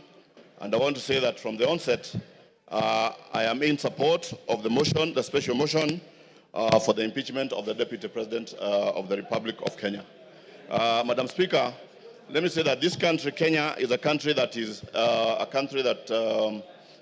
is led by a constitution, by laws, and a country that is led by of democracy. In this country, Mr. Speaker, every 5 years, Kenyans go to elections to elect their leaders, and after elections, for people to assume office, they take an oath of office where they say that they are going to respect the Constitution, they are going to protect the Constitution of this country. Mr. Speaker, when the Deputy President took oath of office, he promised that he was going to respect the Constitution of Kenya. In his responsibilities, we are told that the President is a symbol of national unity. He's the one who is supposed to be uniting this country and also to respect the diversity of the various communities and tribes in this country. In the same Constitution, it says that the Deputy President is the principal assistant to the President. So if he is the principal assistant to the President, meaning that he performs the duties that are performed by the President. Mr. Speaker, I want to say that the Deputy President has gone around this country talking about shares, meaning that he has put all the tribes of this country into coalition.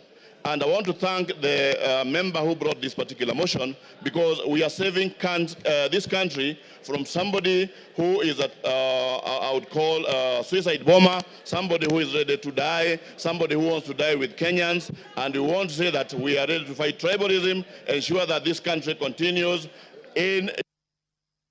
Your time is up, Kangara Kasheri.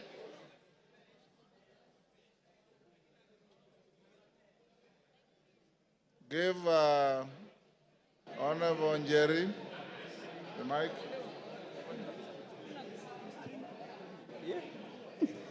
Thank you, Honorable Speaker. I rise to vehemently oppose this motion on behalf of the great people of Kirinyaga. Honorable Speaker, it begs the question, does it not prick our conscience as a House that barely 4 months after passing corruption at all levels of government, accountability issues in regard to leadership, our ailing healthcare sector, among other things, Honorable Speaker, many young people died on that day, Honorable Speaker. Several others to date are still missing, Honorable Speaker. It begs the question, the priorities we have as a 13th Parliament. Honorable Speaker, the motion before us is frivolous, it is baseless, it is lacking in substance. It is nothing but a shambolic political scheme to hang the truthful man for merely being truthful. Honorable Speaker, we must redeem the 13th Parliament, Honorable Speaker. We must ensure that we give... Kasheri, take your seat. Yes, Donya. Give Donya the mic. Hold, Jerry, you have about... Yeah. Thank you, Mr. Speaker. Is Honorable Gachagua in order to bring things which have passed, like the finance bill, when we are discussing about the impeachment motion? Those... And Gachagua is my friend, but this one you are wrong, my dear. We are discussing about the impeachment of Gachagua, not finance bill. Let the foregone be the foregone. Honorable Speaker, I would want the honorable member, who is my very good friend, to point what standing order she rose on and what standing order can ensure that I do not speak on matters that have been controverted and that are public information, Honorable Speaker. We passed the finance bill, Honorable Speaker. It is a matter of fact. Even if you boo me, I will speak. The young people of this nation deserve more. They want jobs. They want healthcare sorted. The impeachment of the Deputy President is a sham political process. Kasheri, order. Jerry shall be heard in silence and dignity. But Jerry, your time is up. Women rep of Migori. Yeah, yes, Wanjala. What is out of order? Give Wanjala. Thank you, Mr. Speaker. Mr. Speaker, the person who is accused, whom we are debating, was supposed to be here by 5. It is 7 minutes past 5. He actually is. Mr. Speaker, can we bar him from coming because he's late? He's already here. Yes. Migori women rep. Give to Fatuma.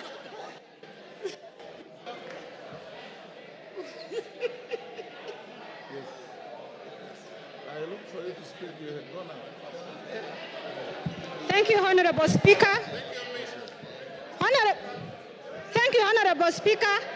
Kindly protect me, Mr. Speaker. I can't be heard, Mr. Speaker. Order. Thank you, Mr. Speaker. Order.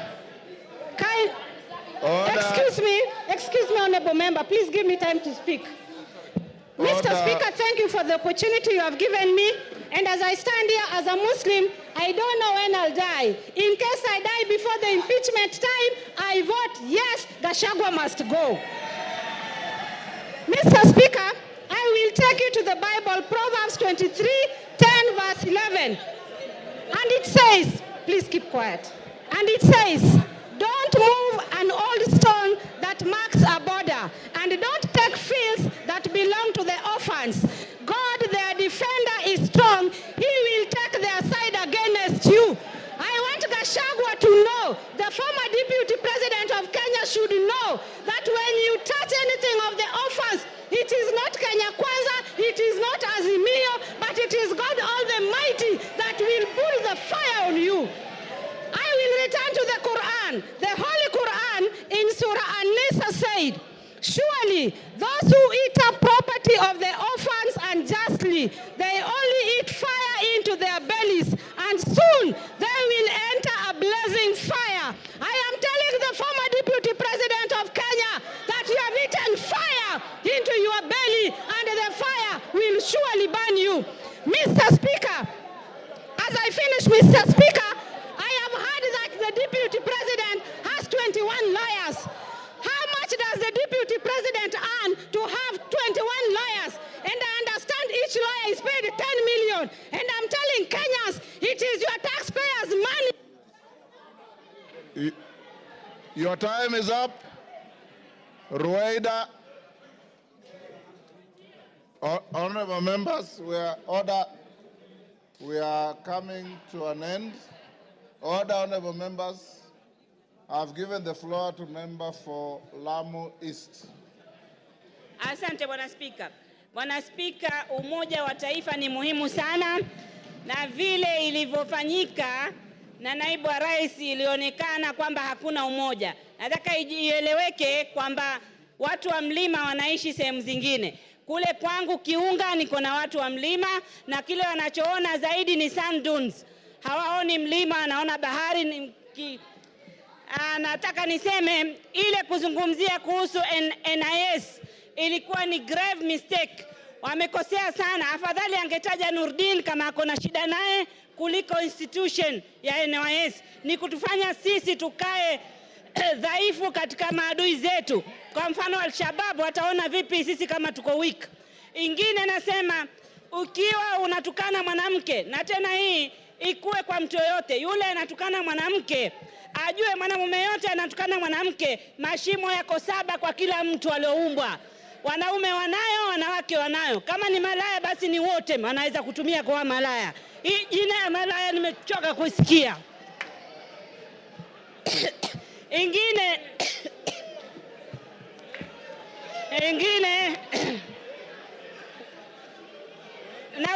naulizwa mashimo ni haya mawili ya pua, ya masikio, ya mdomo na yale mengine mawili. Kila mtu ako nayo. Ingine nataka niseme, sisi tunafundishwa Kiislamu kuheshimu wajane na mayatima. Ikiwa kuna mtu haiheshimu majane na mayatima, basi hairuhusiwi kidini yetu. Asante Bwana Spika. Order. Member for Kipipiri, take your seat. Yes, Milemba. Honorable Speaker, thank you for this. The mood in the House is such that it's already 5. And Honorable Speaker, it's my plea to you that the country is waiting. We move to the next stage so that we may hear the Deputy President speak. Remember, these are motions which has timelines. Thank you, Honorable Speaker. Order, members. If you listen to the Speaker, when I called out member for Lamu East, I said she was going to be the last one on this. So she is indeed the last one on this. The interaction on the motion. Order. Order, members. The interaction of members on the motion has been very, very intense. Order, honorable members. Member for Machakos, keep your cool, Mami. Keep your cool. Yes, keep your cool. The members who have spoken are many. It is not possible for each and every one of us to speak on the same motion. For those who have spoken, I appreciate you for your tremendous industry for and against the motion. Now, His Excellency, the Deputy President, is in the chamber, and he's accompanied, I believe, by his legal team or assistants. We will now move to the next stage. You remember I had advised the House. Order. Joyce Kamene.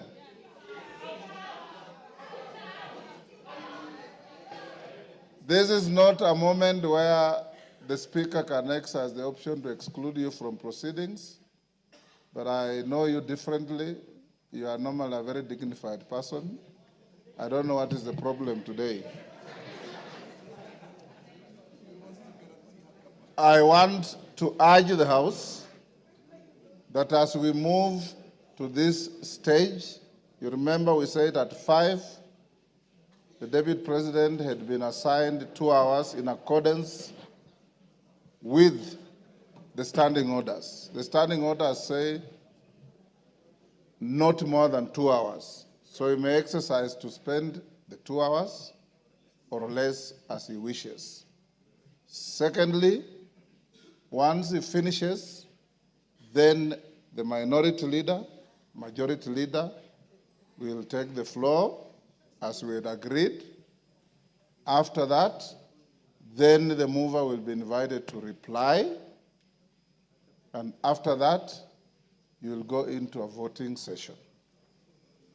Your Excellency, once you finish, you have the option to remain in the House or to leave because you'll have spent your time as allocated by the House. I want to encourage you members to maintain your silence, to maintain your decorum, and to maintain the dignity of both the House and yourselves in listening to the subject to this motion, who is the Deputy President of the country.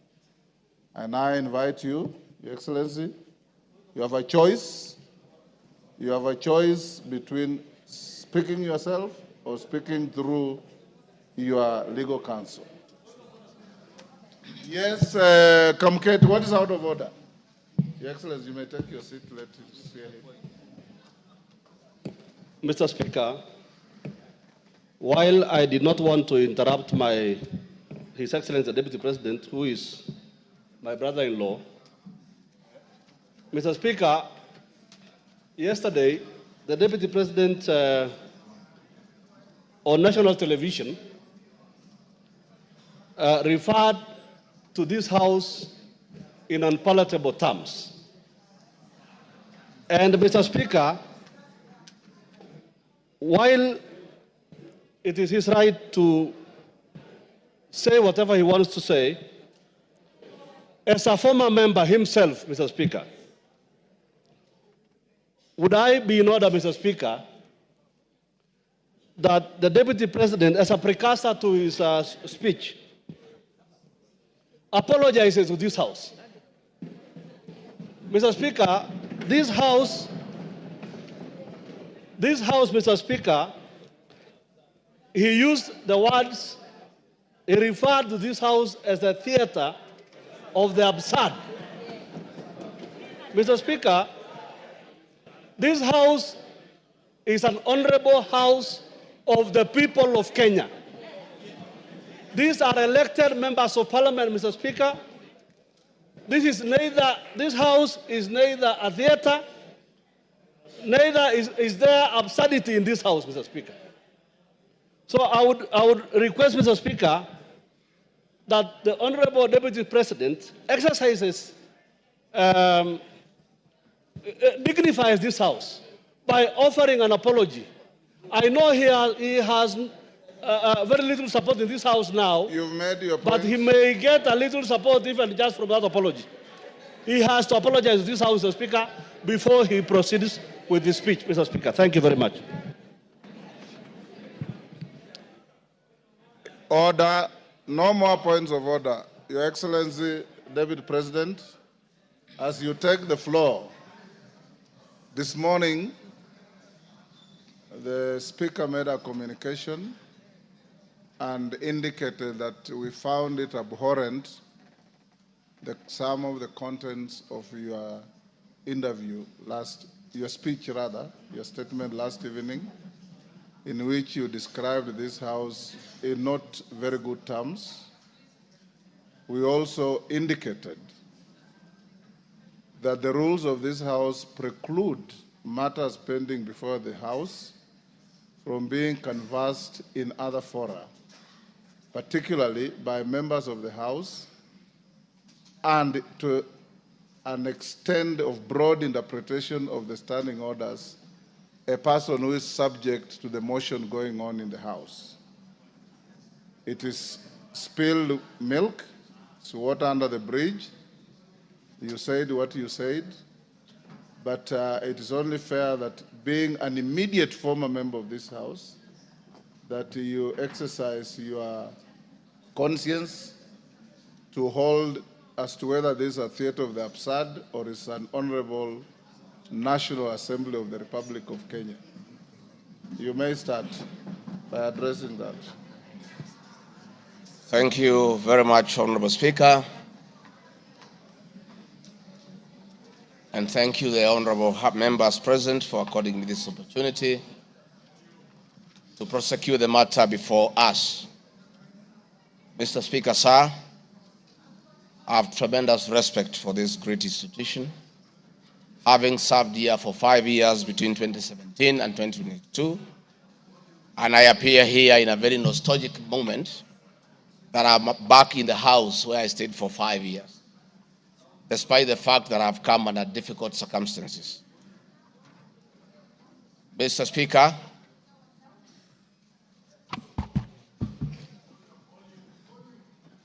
maybe the sound people, is that okay now? Mr. Speaker, sir, and the honorable members, I want to thank you for giving me the opportunity. I hope, Your Excellency, you have been advised by your lawyers that you are here to respond to specific issues in the motion. I have my advice. And not to talk generally. I know. Yeah, so rules of relevance will still apply to you as they apply to all members. Mr. Speaker, the motion before this great House alleges that 2 years ago, since assuming office, I have acquired property and wealth whose estimated value of 5.2 billion shillings.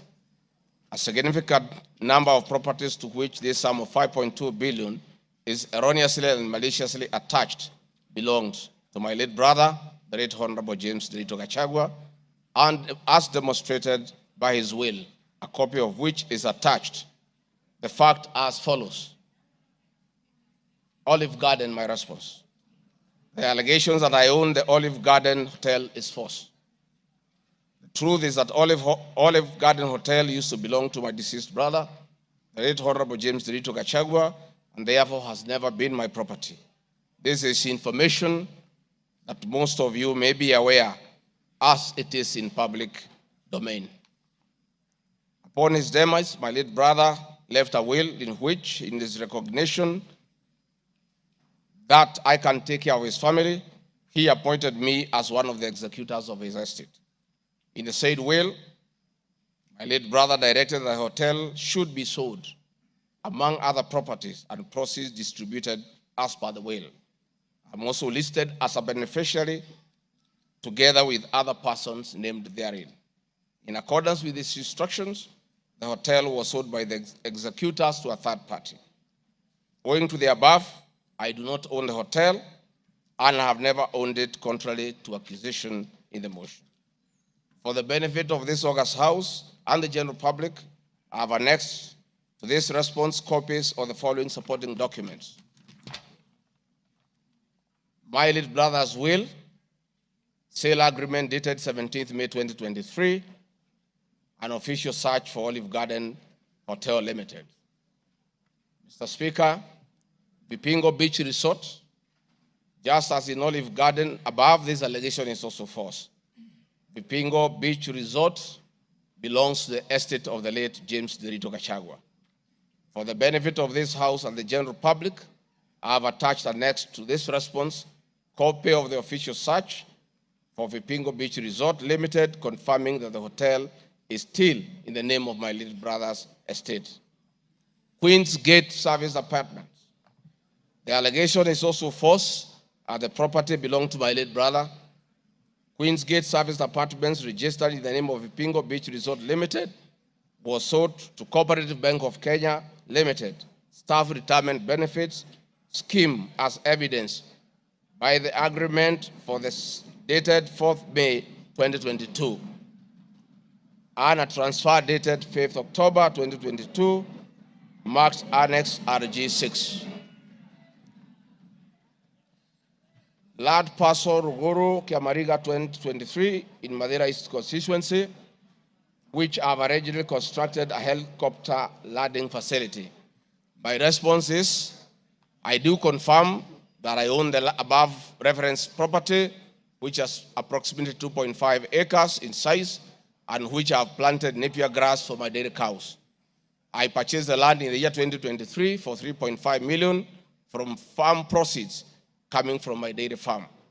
I have read through the motion, and there is no iota of evidence adduced of the impropriety in the way I acquired this small property. Finally, on this matter, I wish to confirm that there is no helicopter landing facility or this particular parcel on the motion. This part is also false. I attach a copy of the agreement for purchase of this property marked Annexure RG7. 40 acres of land purchased in Kakuret within Kabraine in Nyeri County. My response: I confirm that I own a property, having bought it in 2015, a time when I was not a state officer. I had not even been elected as Member of Parliament from the Honorable Joroge Wainaina, Member of Parliament for Kenny, who is present in this House. Or I'm not sure whether he's present. Therefore, this property I purchased 10 years ago, and not 2 years ago during my tenure as Deputy President, and as indicated in the motion, the allegation is false. I have read through the motion, and there is no iota of evidence adduced of any impropriety in the way I acquired this property. For the benefit of this august House and the general public, I have annexed to this response copy of the agreement for sale and purchase of this property marked as Annexure RG8. 80 acres of land in Meru County. For the record, I wish to confirm that I do not own 80 acres of land in Meru. This allegation is false. However, in the spirit of full disclosure, I would like to confirm that I have purchased 29 acres of land in Meru, the land of my mother, which I bought on around 9 February 2024 through a loan granted to me by Solution Circle Limited, which I am a member. This said circle has a charge registered against the title, which it continues to hold as security until I fully repay the loan. For the benefit of the August House and the general public, I have annexed to this response copies of the agreement of sale marked RG9 and a letter dated 15 July 2024 from Solution Circle Limited confirming that they financed the purchase of the property marked Annexure RG10. Dairy farm in Nyandarua County. My response is I do not have a dairy farm in Nyandarua County, therefore this allegation is false. The land in Nyandarua has no single animal. Companies.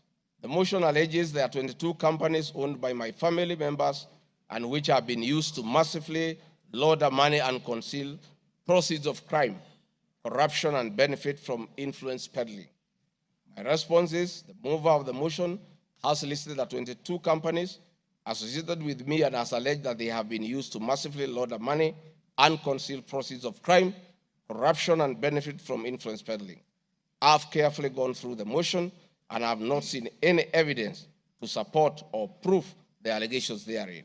It is not clear to me how to respond without having seen any evidence incriminating the companies. I would like to be clear that these companies have not been involved in any illegal activities, and I believe that is why the mover of the motion has not tabled any evidence of impropriety with respect to the companies. It does appear to me that the mover of the motion was so meticulous to get all the companies associated with me and my family, and I believe that he also had evidence of illegalities committed by the companies, he would have shared or tabled that for the record. However, it is not possible to get evidence of illegality where there is none. Having said the above, allow me just to mention a few companies because there are many. Rigathi Gachagua Foundation, this is a foundation I incorporated in 2022, and I clarify that the foundation is a non-profit making entity with the sole objective of uplifting the lives of less privileged in society. This foundation therefore does not trade, and honorable members, you are aware that by law, a foundation cannot be used to trade.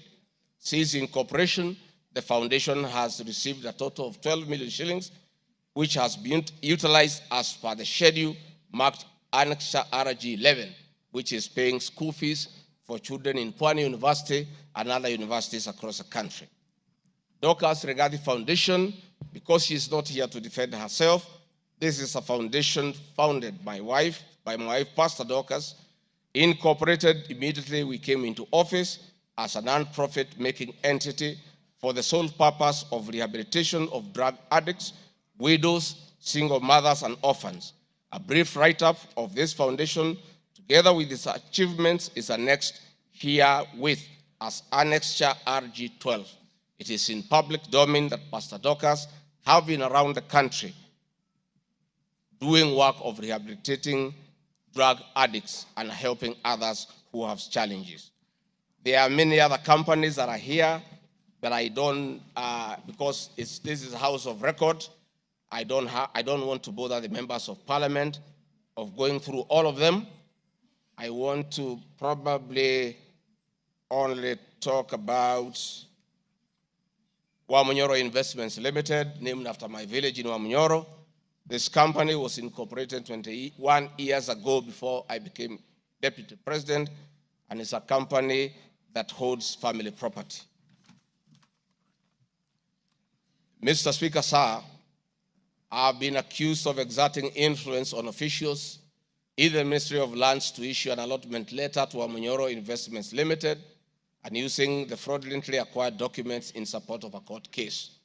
My response, Mr. Speaker, sir, and honorable members, I wish to confirm that Manyora Investments Limited has never been issued with any letter of allotment for land in Embakasi. Manyora Investments Limited purchased this land from a third party in the year 2012. The company's ownership of this property has been confirmed through two legal processes. One, a case was filed before the National Land Commission in the year 2016, adjudicated, and a determination was made that this property belongs to Manyora Investments Limited. That was long before I became the Deputy President of the Republic of Kenya. Again, a matter was filed in High Court case ELC case number E242 of 2022, which was filed before I became Deputy President. All the documents filed in support of this case were filed in court before I became Deputy President, and no documents have been filed by myself in court upon becoming Deputy President. This being the case, it is not true that I have used my office as Deputy President to manufacture documents filed in this matter. The High Court found that this land legally belongs to a Manyora Investment Limited and issued the appropriate direction. This matter has since been challenged in the Court of Appeal. I invite any honorable member who may want to be enjoined in this case to have the liberty to do so. Mr. Speaker, sir, I have been accused in the irregular procurement of mosquito nets at a cost of 3.7 billion. In response to paragraph 45 of ground 7 at page 23 and 42, paragraph 78 and ground 11 and page 36, 37 or 42 of the impeachment motion, I wish to respond as follows. It is not true, as claimed in paragraph 3 of the witness affidavit of Andrew Mulwa, that I was involved in the KEMSA 3.7 billion irregular procurement of malaria nets, either directly or through proxy. Further, Shobika Impacts Limited was not awarded the subject tender as the acting director of procurement, Dr. Justice Kinoti, by letter 5th May 2023, formally notified Shobika Impacts Limited that its bid was unsuccessful because its tender security was not paginated and the tender was hence non-responsive. That is clear at paragraph 4 of the witness affidavit of Andrew Mulwa. He contradicts himself by claiming that on 11 July 2023, I pressured him to surrender the original bid board, yet by the letter dated 5th May 2023, KEMSA had requested for collection of the original bid. Thus, there was no cause to pressure to be exerted on Mr. Mulwa for any other purpose. I am aware of a foreign company known as Shobika Impacts Private Limited, domiciled in India, and which appointed Crystal Kenya Limited as its local agent in the year 2014, that is 8 years before Rigathi Gachagua became the Deputy President. To date, Crystal Kenya Limited has complied with the agency terms between itself and Shobika Impacts Private Limited, annexed hereto and marked as Annex RG 18 in an appointment agency letter by Shobika Impacts Limited in the year 2014. Sometime in 2023, Kenya Medical Supplies Authority advertised tender number GF-ATM MOL NFM 2022-2023 for supply of long-lasting insecticidal nets using the international open tendering method of procurement on behalf of the Global Fund. The monies for supply of the nets, as per my understanding, was a pure grant from the Global Fund. I am aware that Shobika Impacts Limited still participates in doing business with and has not been debarred by the Global Fund to date. I believe being technically qualified to provide and deliver the goods subject of the tender document, having the financial ability to do so, and without their participation or assistance from Crystal Kenya Limited, Shobika Impacts Private Limited independently participated and submitted in its bid in response to the subject tender pursuant to an invitation by KEMSA. Having not participated in the subject tender, Crystal Kenya Limited did not submit any of the documents in response to the subject tender. Specifically, Crystal Kenya Limited did not submit a bid board or tender security in its name in response to the subject tender. It is therefore not true that Crystal Kenya submitted a fake bid board with an intention to fraudulently acquire public property. It is also not true that with my sons, I used Crystal Kenya to massively launder money, conceal proceeds of crime, engage in corruption, and benefit from influence peddling. Subsequently, by the letter 5th May 2023, KEMSA notified Shobika Impacts Limited that it was not successful because the tender security was not paginated and requested Shobika Impacts Private Limited to collect its bid security from the procurement office immediately. Annexed hereto and marked Annex RG 19 is a said letter by KEMSA dated 5th May 2023. However, EACC commenced investigations of the subject tender, and on conclusion of the investigation by EACC and the Senate on the subject tender, KEMSA's CEO, Terry Ramadhani, who had been suspended on this issue, was appointed Kenya's Deputy High Commissioner in New Delhi, India by President William Ruto. Thereafter, Crystal Kenya Limited, a Shobika Impex Limited agent in Kenya, followed up in the release of Shobika Impex Private Limited's bid board tender security on behalf of Shobika. Annexed here to an annex and marked Annexure RG20 is an email from Shobika Impex Private Limited email addressed to Crystal Kenya Limited, together with a letter of even date confirming that Crystal Kenya Limited had authority to collect their bid board. KEMSA was mandated to immediately release the bid board tender security upon determining that Shobika Impex Private Limited was unsuccessful in the subject tender, and that is why they requested that the same be collected from its procurement office. KEMSA did so, as can be seen in its letter dated 11 July 2023, annexed here to and marked Annexure RG21 in the said letter by KEMSA dated 11 July 2023.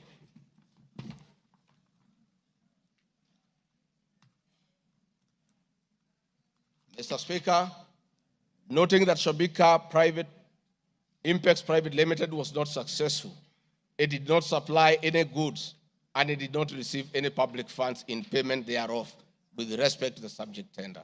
Accordingly, I have not committed any crime under Section 45(1), 46, 47(a)(3), and 48(1) of the Anti-Corruption and Economic Crimes Act, and Section 2, 3, 4, and 5 of the Proceeds of Crime and Money Laundering Act.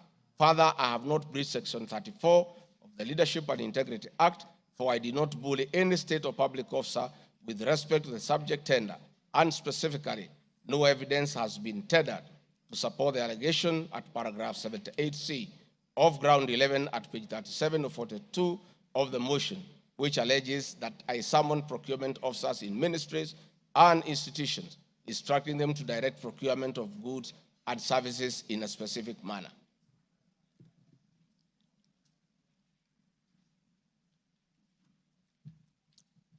I have been accused of unnecessary and expensive renovation of the official residence of the Deputy President in Karen and Mombasa. Mr. Speaker, firstly, I would like to state that funds for the renovation of the official residence were approved and allocated by this Honorable House based on the fact that the premises had been neglected for a very long time when Dr. William Ruto was Deputy President. It cannot be fair that this House would proceed to impeach me because of an action that these honorable members have approved by way of appropriating monies for their renovations. Mr. Speaker, the contract for the refurbishment of the official residence of the Deputy President, dated 22nd December 2022, was signed by Honorable Katole Metito, the Controller of State House, Office of the President, and Agrobic Investment Limited that was awarded the tender, because the Controller of State House at that time was the accounting officer in charge of the Office of the Deputy President. The report of the Auditor General, Mrs. Nancy Gadongo, dated 24th January 2024, on the Executive Office of the President for the year ended 30th June 2023, gave the opinion confirming that due compliance with the Public Finance Management Act 2012, the report is annexed herewith and marks as Annex RG 23. I would also like to add that the Deputy President, as Deputy President, I am not involved in procurement processes of my office, whether directly or indirectly. I would also like to state that I do not know the company, Agropric Investments Limited, which undertook the renovations. I do not know the directors and the company. I did not participate in the tendering or supervising of the same. The motion dated 26 September 2024 alleges that on 29 January 2023, 45 million Kenya shillings was transferred to Bayani Enterprises Limited, which is alleged to be a special purpose vehicle used by me to siphon public funds. No evidence whatsoever is contained in the motion showing that the said company is in any way connected to me or that I have any beneficial interest in the said company, which I am neither a director or a shareholder. I categorically refute the allegation, which is false and unfounded. Mr. Speaker, I'd also like to confirm that I'm not a director or shareholder, directly or indirectly, of the company called Agro Brick Investments Limited, and I do not know its shareholders or its directors. Mr. Speaker, there is an allegation of dubiously acquiring substantial portion of the sum of 100 billion paid to Lusona Events Limited. My response, Mr. Speaker, is just like in the above other matter. I have read the motion, and I would like to state that there is no evidence that this company is linked to me. I wish to categorically state that I have no beneficial interest in the said company, and neither am I affiliated in any way to the directors and shareholders of the said company. I would also like to state that I'm not a director or a shareholder of the company and do not know its shareholders or its directors. I do not sit in a tendering committee. I am not the accounting officer of the Office of the Deputy President. I have also not had any complaints against the manner in which the company undertook the work. I am unable to confirm the allegations on funds withdrawn from the account of the company, since I am not a signatory to its account. I am not associated with the company in any way whatsoever. Mr. Speaker, the motion dated 26 September 2024 claims that I am reasonably suspected to be the principal beneficiary of the dubious transactions. However, Mr. Speaker, no evidence has been adduced or annexed to the motion to give credence to the allegations or suspicion. I categorically refute acquiring or benefiting from any funds paid to Lusona Events Limited, and therefore the allegation is false and unfounded. Mr. Speaker, I have been accused of siphoning money through St. Nicholas Rehabilitation and Industrial Training Institute Limited. My response, Mr. Speaker, is that the motion dated 26 September 2024 makes the claim that a payment of 21 million was made to a company called St. Nicholas Rehabilitation Center and Psychiatric Hospital. Then subsequently payment was made to Umalari Motors Limited.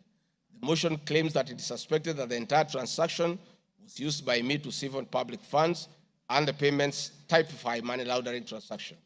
I am not a director or a shareholder of this company, and I've never received any payments from this company. Similarly, I'm not affiliated or related to the shareholders and directors of the two companies. No evidence has been annexed to the motion showing that I was a beneficiary of the funds paid as alleged. I wish to point out that I'm not the accounting officer in the Office of the Deputy President, and I'm not aware that the payments made to this company by the office. The allegation is therefore false and unfounded. Mr. Speaker, there is an accusation of alleged sensational but false accusations against the Honorable Lady Justice Esther Maina.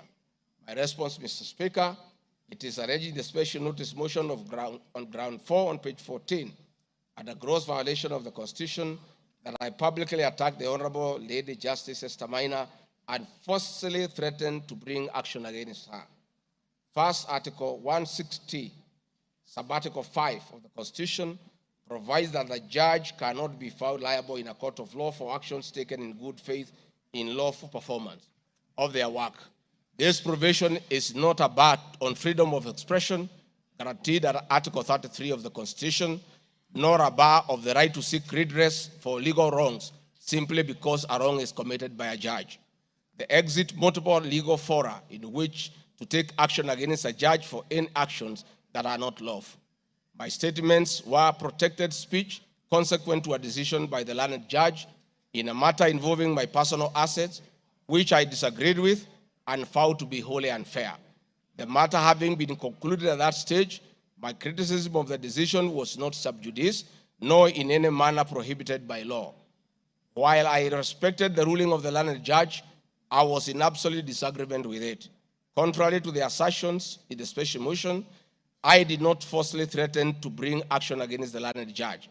I took actual legal action available to every citizen of Kenya under Article 160B, subsection 2 of the Constitution, which allows any person to petition the Judicial Service Commission for removal of any judge and filed a legal complaint before the Judicial Service Commission, JSC, in March 2024.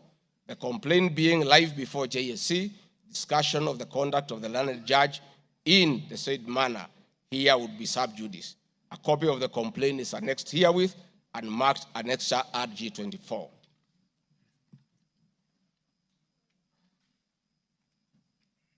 Mr. Speaker, I have been accused of diverting materials meant for construction of Kilifi Malindi Highway to tarmac a private road to Vipingo Beach Resort. My response, Mr. Speaker, I reiterate that Vipingo Beach Resort is registered in the name of the estate of my late brother, Honorable James Gachagua. Number two, the facts are as follows. King Charles III visited Kenya between 30th October 2023 and 30th November 2024. During his state visit, one of the designated places where King Charles III was to visit was Kuruitu Marine Conservancy, which shares a road with Vipingo Beach Resort. I have annexed a copy of the program for the state visit to Kenya by King Charles III, marked as Annex RG25, which at page 13 on items 63 and 64 shows his departure and arrival at Kuruitu Marine Conservancy. There are several media reports confirming the visit by King Charles III to Kuruitu Marine Conservancy. I have annexed extracts of the media reports by the Star newspaper dated 7 November and by African News marked as Annexure RG26. My understanding is that the road to Kuruitu Marine Conservancy was upgraded in respect of this visit, which also to benefit the local community, including amenities like Sheriani Secondary School, Sheriani Primary School, a mosque and a public market as part of the corporate social responsibility. I wish to point out that the alleged road, that is Takaungu Sheriani Vipingo, is a public road and not a private road leading to any property associated with the Deputy President, but a public road. Mr. Speaker, I have been accused of undermining the President and the Cabinet by allegedly making contradictory public statements from the position taken by Cabinet regarding the evacuation of the people residing along the Nairobi River. My response, Mr. Speaker, is that Article 147 of the Constitution provides that the Deputy President shall be the principal assistant of the President and shall deputize the President in execution of the President's functions. Article 28, which states that every person has inherent dignity and the right to have the dignity respected and protected. Article 29C, Mr. Speaker, states that every person has the right to freedom and security of the person, which includes the right not to be subjected to any form of violence from either public or private sources. Section 15G1 of the Land Act states that notwithstanding any provisions to the contrary in this act or in any other written law, all eviction shall be carried out in a strict accordance with the following procedures. Be preceded by proper identification of this taking part in the eviction or demolitions. Be preceded by the presentation of formal authorizations for action. C, where groups of people are involved, government officials or their representatives be present during an eviction.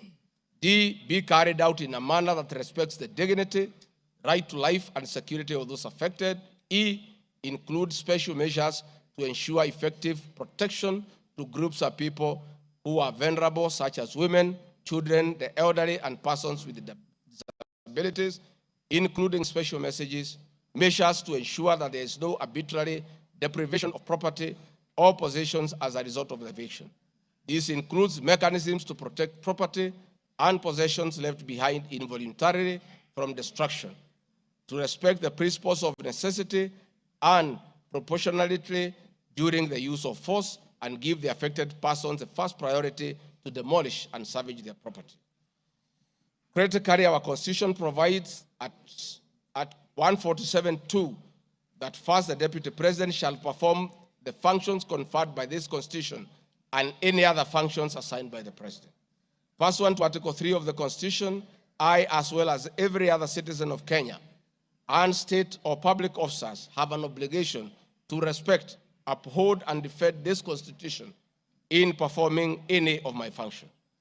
This, the national values and principles of governance contained in Article 10 of the Constitution, by those state organs, public officers, and all persons, including myself as Deputy President, wherever we make or implement public policy decisions.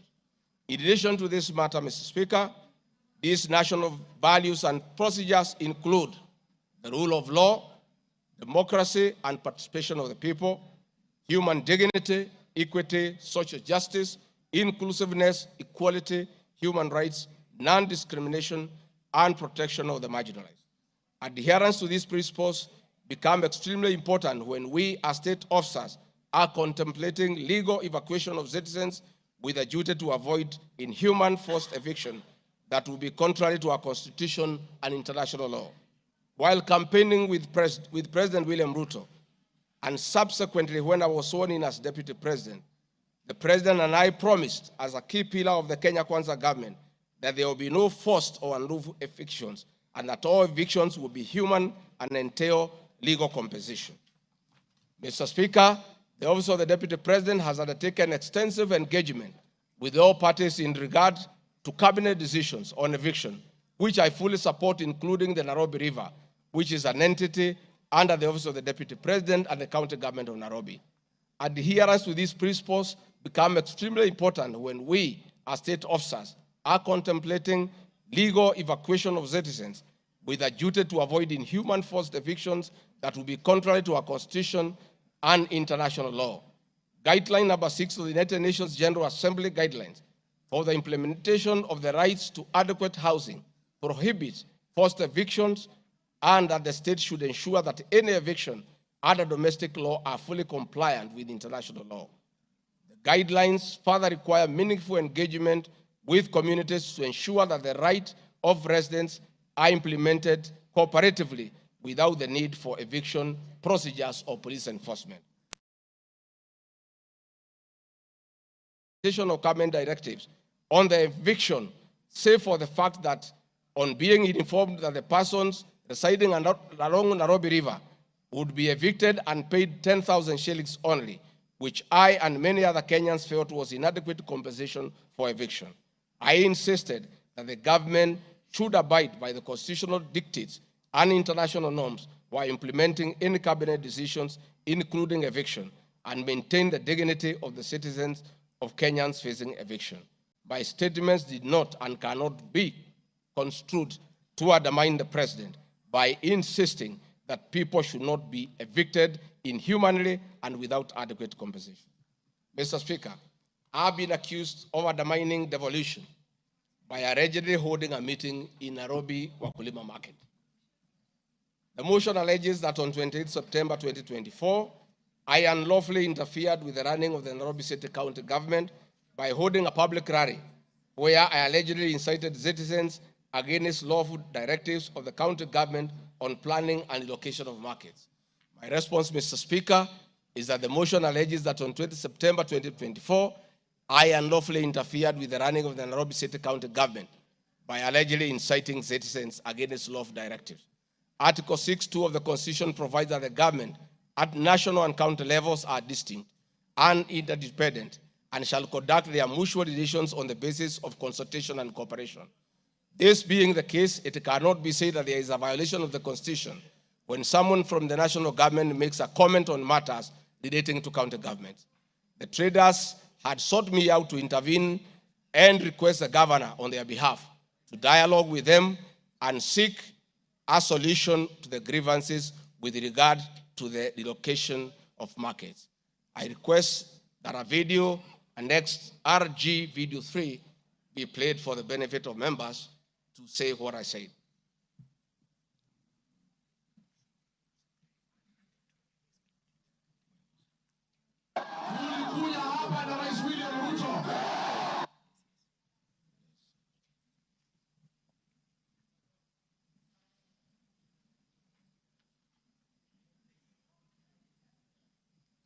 Please play the video for us.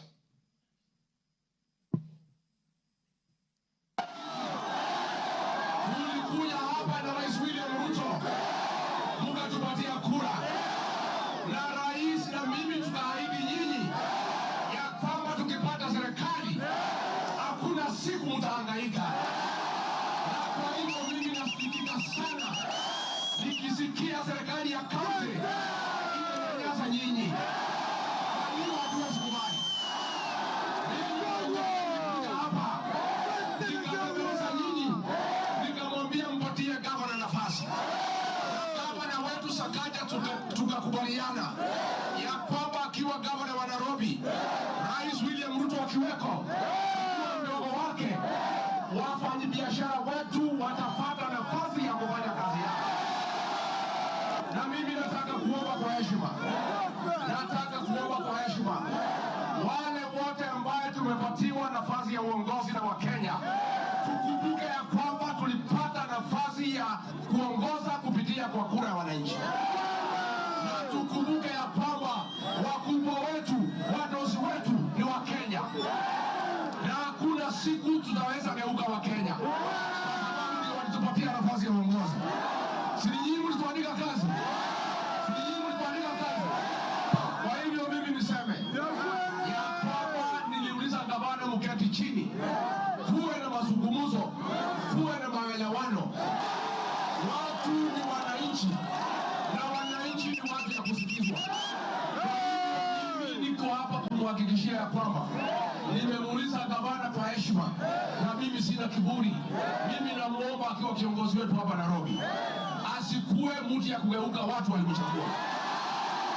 Mimi nimemuomba na nimemwambia yeye akubali aketi chini na kamati. Hii soko ime...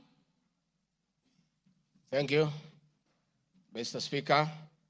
My counsel has just drawn my attention that in my earlier explanation on Nairobi River, I have a video 1 and 2 that I would like you to play so that I buttress my point on what I meant. Please, video 1 and 2. People of Kenya to work hard. We don't have a choice.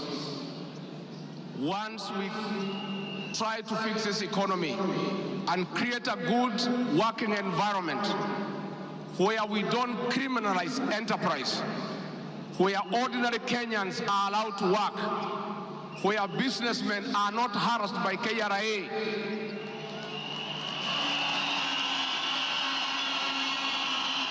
where goods belonging to the people of Kenya will never again be touched by overzealous public servants. Where again poor people will never again be evicted in brutal evictions by state agencies. And I say, freedom is here. Now, the number of fatalities from the ongoing forcible eviction by the government has risen to 3, with another tragic loss in Mathare on Monday. An 18-year-old boy died as a bulldozer brought down a church in the area just moments after President William Ruto left. The young man, who was assisting in salvaging the church's belongings, became a casualty of the demolition. Earlier on Saturday, 2 individuals lost their lives in Mukuru kwa Ruben during a similar eviction exercise. Ben Kirui reports. Monday evening, the ongoing forcible evictions in flood-prone areas tragically ended yet another life. The 18-year-old Ian Otieno lost his life in Mathare moments after President William Ruto left the area where he had been assessing the effects of floods. Bulldozers descended on homes near riverbanks, flattening structures marked for demolition. Winnie Makinda, Ian's mother, struggled to comprehend the loss of her son, a candidate in this year's KCSE. Wakaambia mtu atingatinga usiangushe hiyo ukuta. Kuna hapo ndani kuna watoto wa watu. Wacha kuangusha hapo ndani kuna watoto wa watu. Akaambia wamama waache kumpigia kelele. Reports indicate that Ian Otieno was trying to salvage church properties when the bulldozer brought down the wall, leading to his sudden demise. Driver wa tingatinga vile tu alianza kubomoa hata mara ya kwanza huko mbele, alikuwa tu anakani kama hata watu wakimwambia ngojea watu watoe vitu hataki kusikia. Nilichimba hivi, mtoto wangu alikuwa anataka kutoroka, sawa. Unasikia alishika mtoto wangu na hiyo kitu hapa. Mtoto wangu akienda hivi, mtoto wangu ana hivi. His death led to demonstrations by residents, prompting police intervention. The law enforcers lobbed tear gas canisters to disperse rioting residents. watu wakachukua mwili, twende tuonyeshe maaskari yenyewe wamechulia mtoto. Maaskari kutuona kwa gate, wakaanza kutoa gun, wakaanza kulipua shoot. Residents insist that they will comply with government orders to vacate houses along riparian lands only if provided with alternative housing solutions.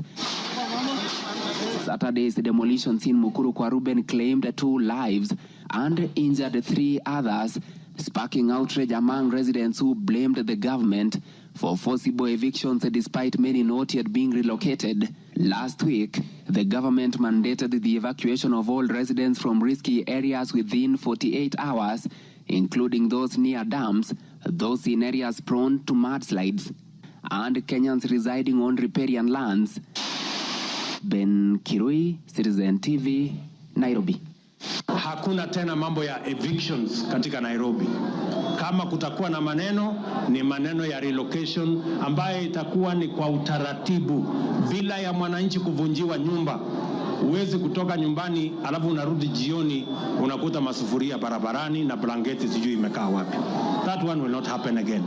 We want to make sure that we are an orderly, humane society that respects the right of everybody, irrespective of who they are or irrespective of their financial status. We are all equal before the Constitution. Tumekubaliana watu wa Nairobi? Vijana tumekubaliana? Thank you, Mr. Speaker. That was President William Ruto talking the same language as his deputy, that brutal and forceful evictions have no place under this administration.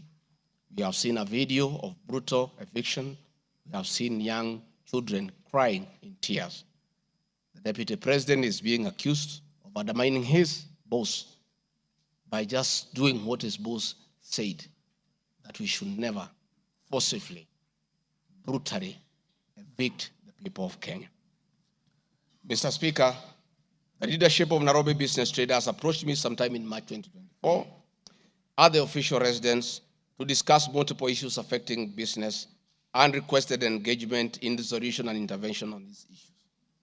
Consequent to this meeting, I directed that short, medium, and long-term strategies be undertaken, coordinated by the Office of the Deputy President, to address the issues raised that cut across various agencies, including KRA, Kenya Post Authority, Anti-Counterfeit Authority, Kenya Bureau of Standards, National Police Service, and the Kenya Copyright Board. On 11th April 2024, the Small Traders and Government Agencies Technical Committee, coordinated by my office, held a meeting to discuss issues raised by the small traders, including Mudhurwa Market, attended by the Office of the Deputy President staff, in a supportive role in keeping with the draft framework of cooperation and engagement between the government, the Nairobi City County Government, and Nairobi business traders. Subsequent this, Mr. Speaker, is clear that my office have been having meetings with the governor of Nairobi on various matters affecting the people of Nairobi, and hence the deputy president cannot be accused of undermining devolution. Mr. Speaker, I've been accused of undermining devolution by allegedly holding meetings to fight alcohol. I'm sorry, Mr. Speaker, if the House took it that I say the House is a theater of the absurd. I was talking about this specific charge of undermining devolution by holding meetings to fight alcohol to be discussed in this House. That to me is what I thought that moment. If it's 5 minutes or 10 minutes, that would be the theater of the absurd. I did not attribute in any way by trying to demean this House that I sat for 5 years, by calling it the theater of the absurd. But this particular charge, Mr. Speaker, drug and alcohol problem in Kenya has been on the increase, and many of our youth have become addicted to alcohol and their lives destroyed because it causes them to drop out of school and start engaging in petty crime to look for money to buy alcohol. I'm a strong advocate for youth rehabilitation from alcohol and substance abuse, which I continue to encourage and support in order to save our future. With regard to alcohol control and regulation, I wish to state that I have held several meetings with the governors in Meru, Chuka, in Mombasa, in Nakuru, in Nyeri, and the efforts that President William Ruto asked me to lead in eradication of illicit brew has been very successful, and we have been working with the governors and county assemblies who have been developing legislation on the control of licensing of alcoholic drinks. If there is one program that has had the best working relationship between county governments and the national government, it is this particular program. I'm a bit emotive about illicit alcohol because I lost my brothers. One who was a medical doctor to alcohol, another who was a farmer to alcohol. I take it passionately. I don't know who complained about this particular charge. I have not seen any evidence of any complaint, and I have not had any person in Kenya complaining that the deputy president is undermining with the devolution by leading the war on illicit brews and drug abuse. Whatever this House decides tonight, and the other subsequent House, whatever happens to Rigathi Gachagua, whether he's in or out of office, this war must continue and must be won for the sake of our children. I want us to watch video number 4, RG4. Leaders, those of us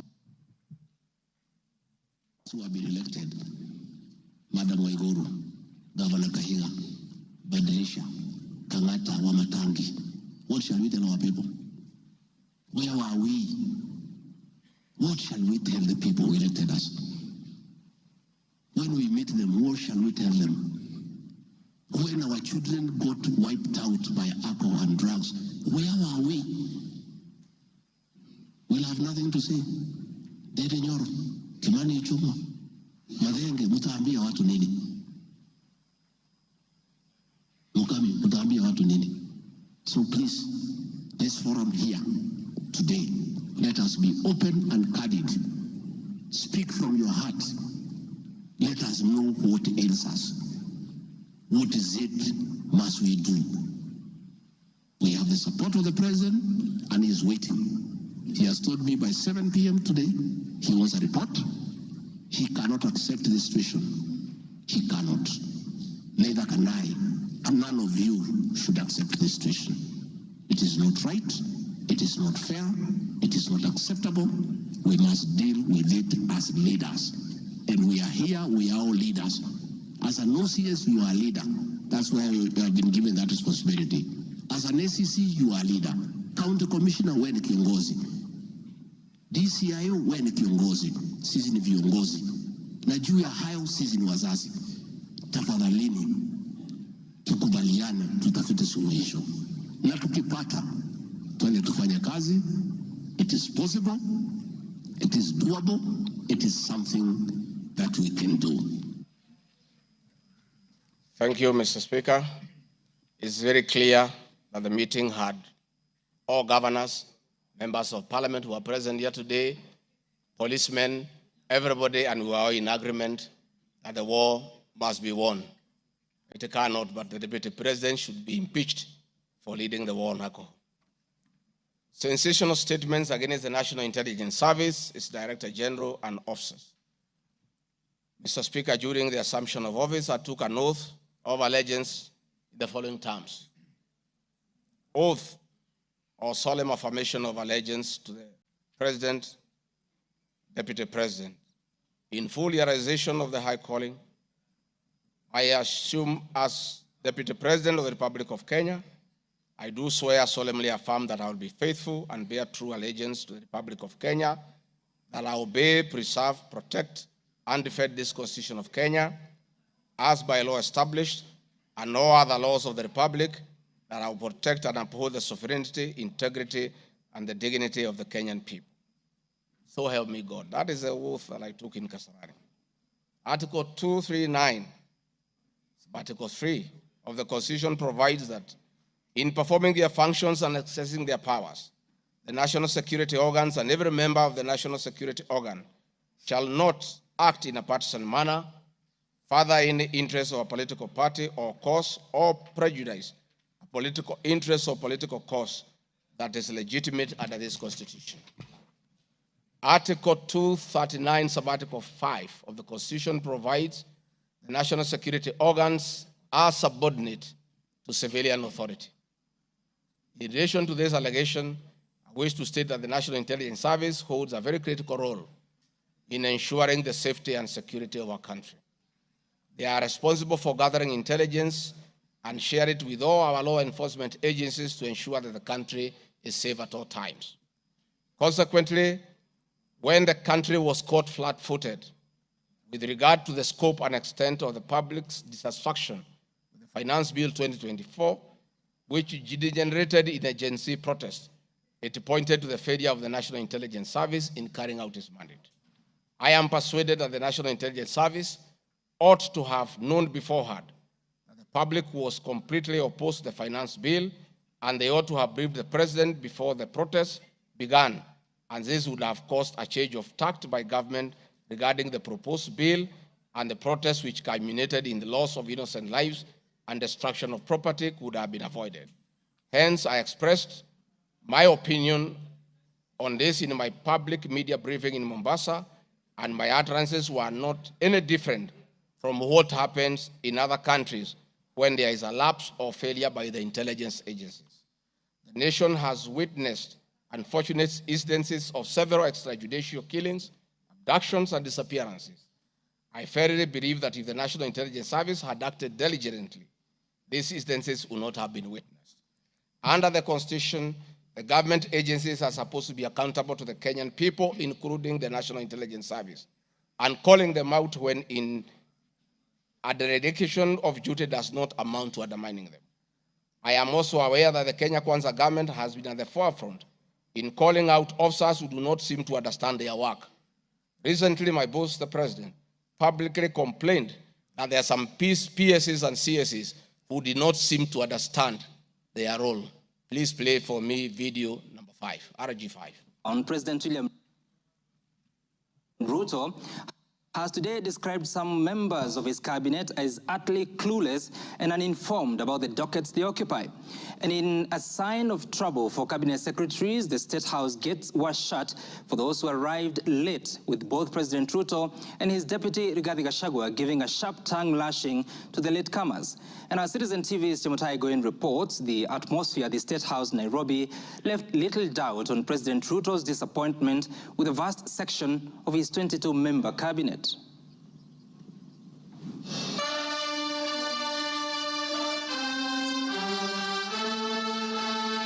A cold morning in Nairobi, but the seats on the State House grounds came ultra-heated, particularly for cabinet secretaries.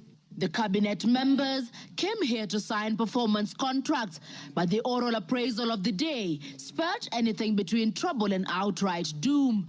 If you cannot keep time with your employer, you have basically dismissed yourself. I mean, it's just as simple as that. So, for those who came late, who are members of the executive, I will be expecting a written explanation, and it should not include matters of traffic. Punctuality was at issue, with some cabinet secretaries being locked out of State House for lateness. And from the podium, the president and his senior lieutenants were unforgiving. Nimeona watu wale wamechelewa, nikaona rais unaniona ninamjua. Nikaona uso yake nikajua hapa kimeumana.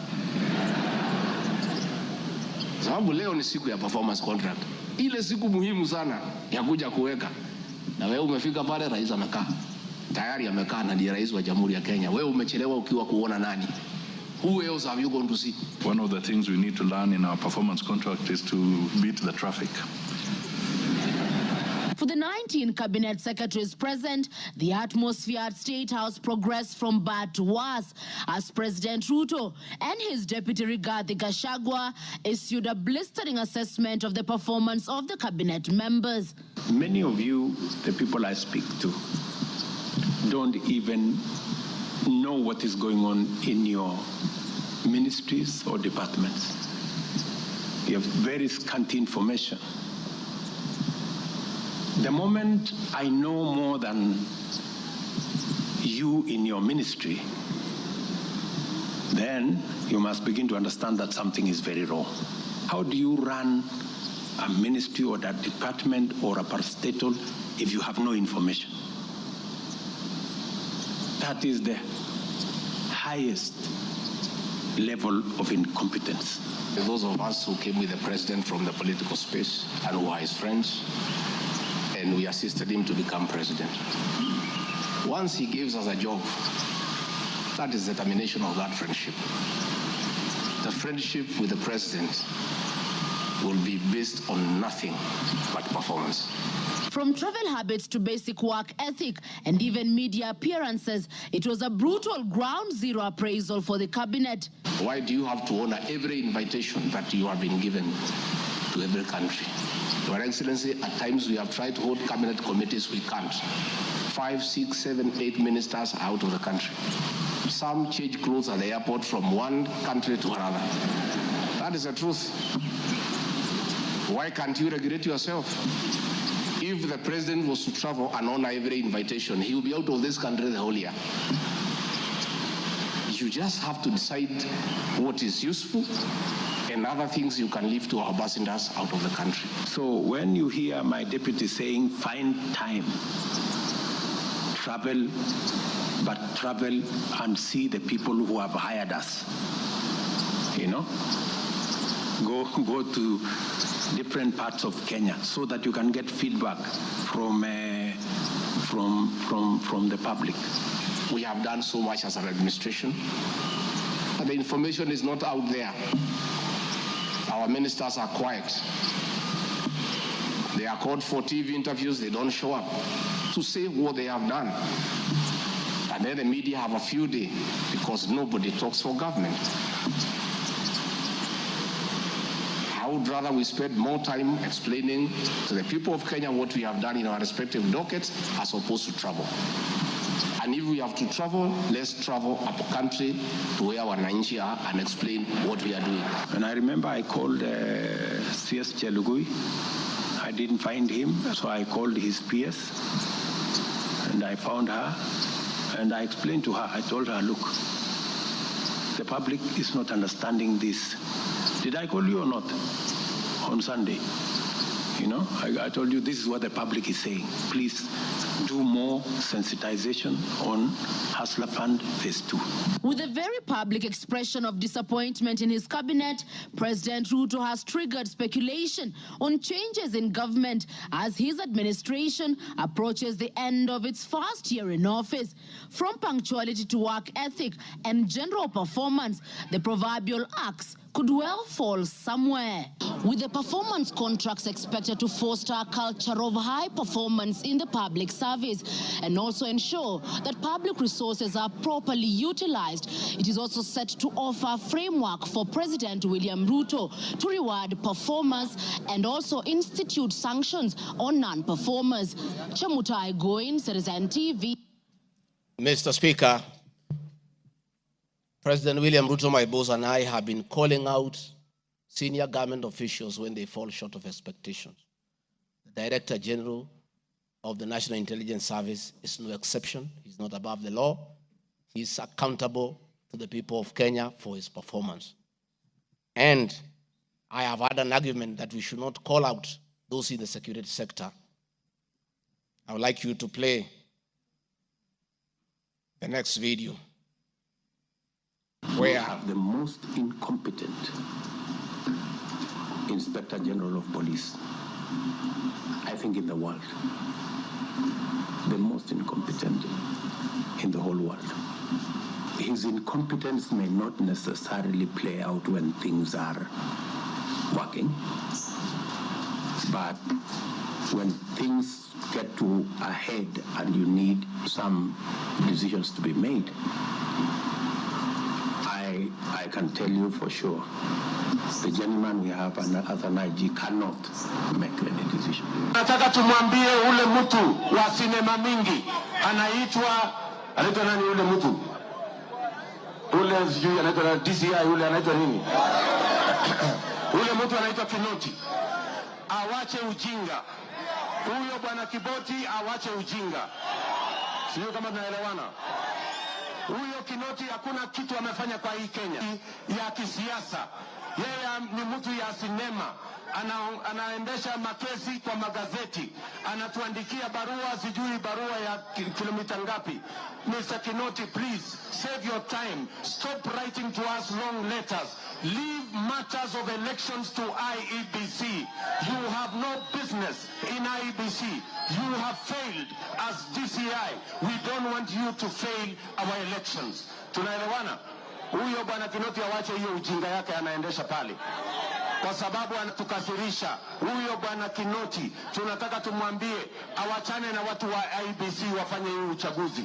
Alipatiwa kazi ya kufanya criminal investigation. He has never done anything. Ile kesi yote anafanya kesi kwa magazeti. Akiambiwa apeleke evidence kule kotini ameshindwa. So bwana Kinoti, wacha sinema. You have failed and wait for August so that you can. Honorable members, that was President William Ruto as Deputy President criticizing IG Mutiabai, DCI Kinoti. Rigathi Gachagua has learned his job from his boss, that public officers must be called to order when they fell short of expectation. And I never saw anybody bring William Ruto here for impeachment for criticizing the IG or the DCI. This is a very unfair allegation. Mr. Speaker, it is also reported by media that the IMF has already warned about impending unrest during the people's dissatisfaction with the 2023 and 24 finance bill.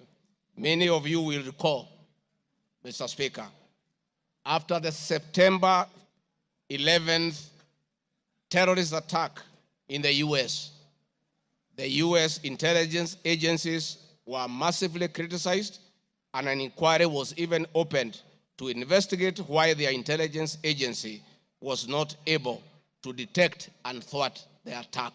All we are saying is that our National Intelligence Service is accountable to the people of Kenya for its performance. Mr. Speaker, conniving with cartels in the tea sector to block KTDA from implementing guaranteed minimum return, Mr. Speaker, I am here to see a shred of evidence to that effect, and I have nothing to say. I have seen an allegation that we have not been able to do coffee reforms. Mr. Speaker, out of my work, coordinating coffee reforms, the Cooperative Bill 2023 and the Coffee Bill 2023 is before this House. I request this House, after these impeachment proceedings, to embark on those two bills so that the coffee farmers can realize the full benefit of the coffee reforms that we have initiated. There is another allegation that I have taken control of a local cooperative society in Madeira constituency. I don't know the name of that constituency, of that cooperative. It is false. I am here to see any evidence. I have nothing to say because there is nothing to be said. On the issue of shareholding, which I think members are interested in listening to, I listened to you this morning, and it was quite emotive. By virtue of provisions of the third schedule of the Political Parties Act, the constituent parties of the Kenya Kwanza coalition entered into various agreements, which were deposited with the Speaker of the National Assembly and the Speaker of the Senate for purposes of Article 108 of the Constitution of Kenya. The following were members: UDA, ANC, Ford Kenya, PA, Farmers Party, Chama cha Kazi, Communist Party, Economic Freedom Party, Service Party, Tujibebe wa Kenya Party, Umoja na Maendeleo Party of Kenya, and the Democratic Party of Kenya. In accordance with the provision of Clause 3, Schedule 3, a power sharing agreement and development agenda for the certain regions of Kenya, I attach copies of these agreements, RG 32. All those agreements talked about specific regions. The leaders who appended their signatures canvassed issues of appointments to do with specific regions. Power sharing agreement between UDA and ANC and Ford Kenya, for example, say that the UDA would nominate the coalition president, the presidential and deputy presidential candidates that was honored. The president would guarantee the stature, the dignity, and financial and operational autonomy of the office of the deputy president, which I have been insisting on because it's part of the coalition agreement. The ANC would be allocated the position of the prime cabinet secretary, which has happened. Ford Kenya would be allocated the position of the Speaker of the National Assembly, and that is why Honorable Masika Wetangula sits here today. In accordance with Article 2 of the Power Sharing Agreement, ANC at Ford Kenya would have a 30% share is a word, of the national government positions. This drives my utterances about shareholding. It is embedded in all these agreements that are attached here for you to read.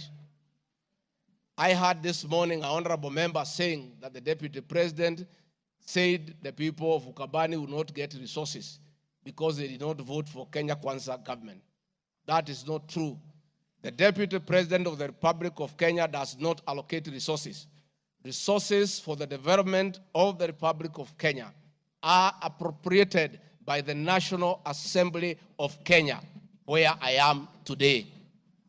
The deputy president will help the president to oversee the implementation of funds allocated and appropriated by the National Assembly. It is therefore not possible that the deputy president of the Republic of Kenya has the capacity to deny any part of Kenya resources because of the way they voted. The decisions on how resources will be allocated for the development of the Republic of Kenya are made here by the honorable members.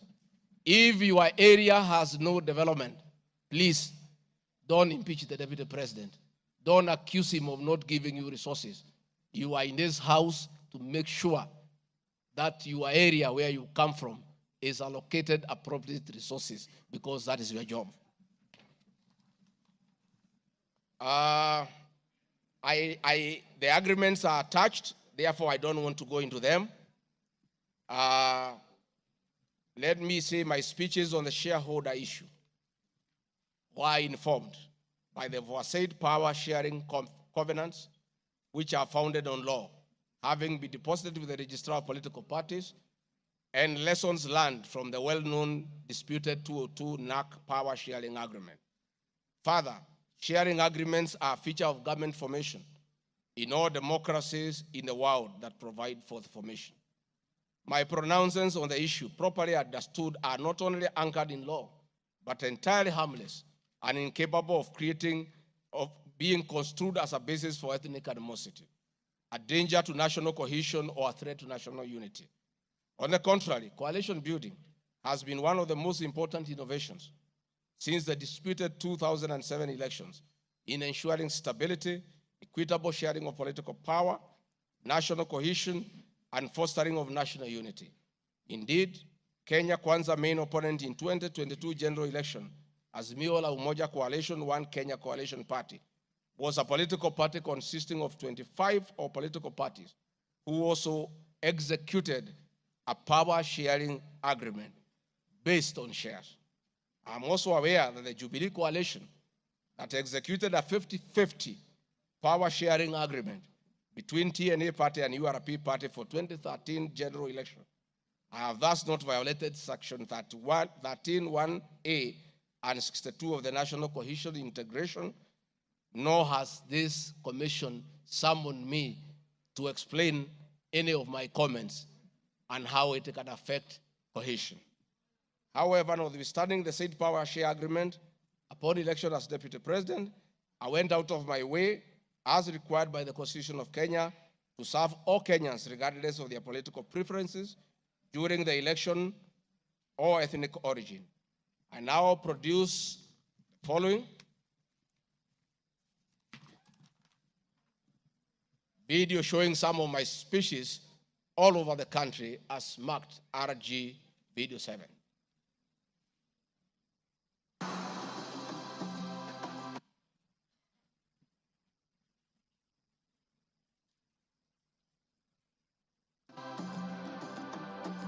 We want to confirm to the people of Nyanza that the Ruto administration will serve all Kenyans, those who elected us and those who did not. Kenya hii kila mtu afanyiwe kazi, kwa sababu kila mtu analipa kodi.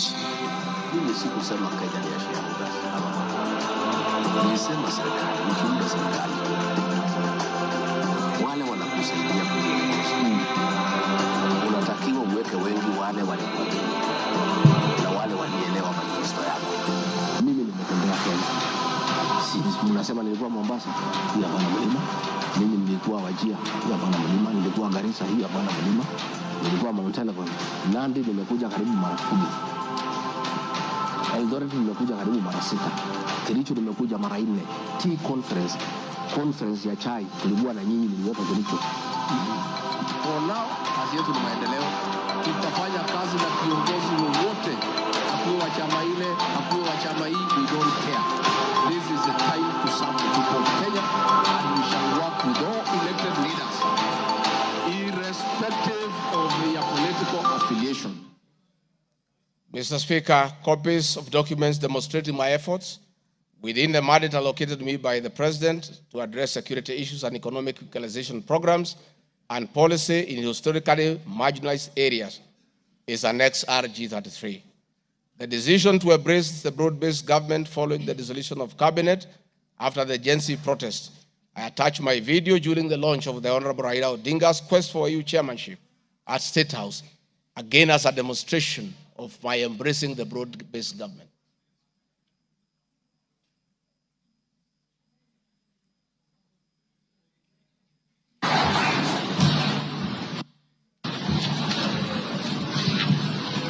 Your Excellency, Dr. William Ruto, President of the Republic of Kenya and Commander-in-Chief of the Defense Forces, Your Excellencies, Heads of States and Government present, Your Excellencies, Ambassadors and High Commissioners and members of the Diplomatic Corps, Heads of Delegations, Members of Parliament and all dignitaries present, good morning. Your Excellency, let me say this is a great moment for our country. What a day, what a moment. We are here, Your Excellency, as a country to unveil Kenya's finest to go and lead Africa. It's a proud moment for this country. And I want to say, Your Excellency, the people of Kenya have been united to a man by the candidature of the Right Honorable Raila Odinga to be the chairperson of the African Union Commission. This is a quest that has brought pride to our nation. And I would like to tell the leaders here from Africa and the representatives that as a country, as we present the Honorable Raila Odinga to be our candidate, it is because Africa, our motherland, deserves the best.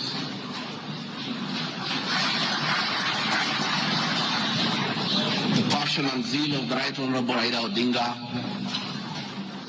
in Pan-Africanism is well documented. Passion knows no age, knows no limit. In the person of the Right Honorable Raila Odinga, he'll join the ranks of Jomo Kenyatta and Kwame Nkrumah in pushing the agenda for Africa. I therefore want to say, Your Excellency,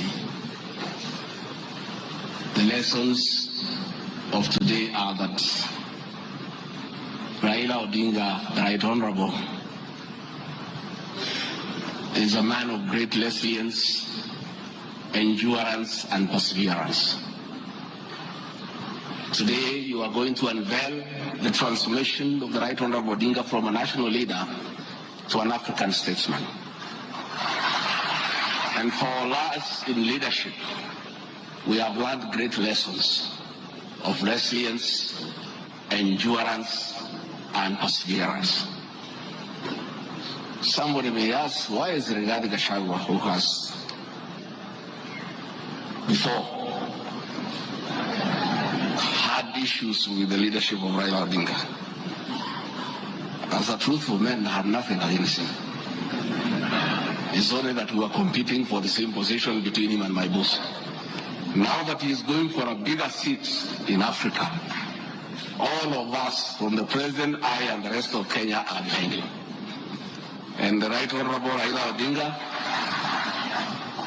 as a man who listens to the ground, let me confirm to you, I've listened to the ground, and all Kenyans across the political divide, across communities, are in support of your candidature, and we wish you well.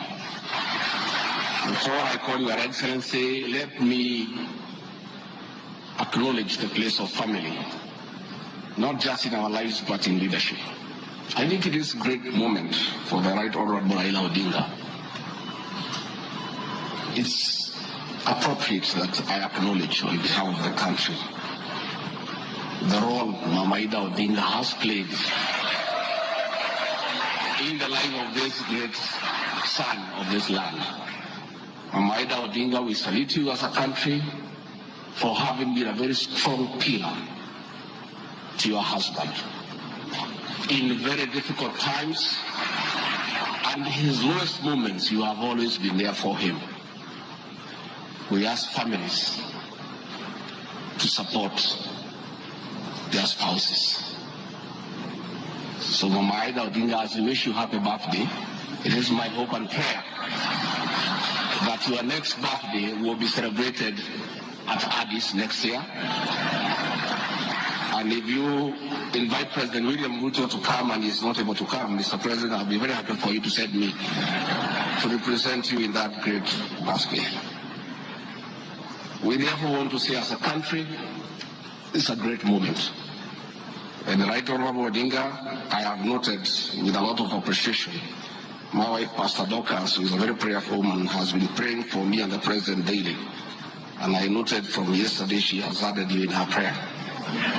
And because her prayers work, we have no doubt that you will get this seat. Mr. President, it is now my honor to request you to come and anchor Kenya's finest and embark on a journey of transformation of the Right Honorable Raila Odinga from a national leader to a great African statesman. Thank you, Mr. Speaker. President William Ruto has many times appreciated my people issues and has repeatedly pronounced himself. Let me have the video number 9. And speaking of deputies,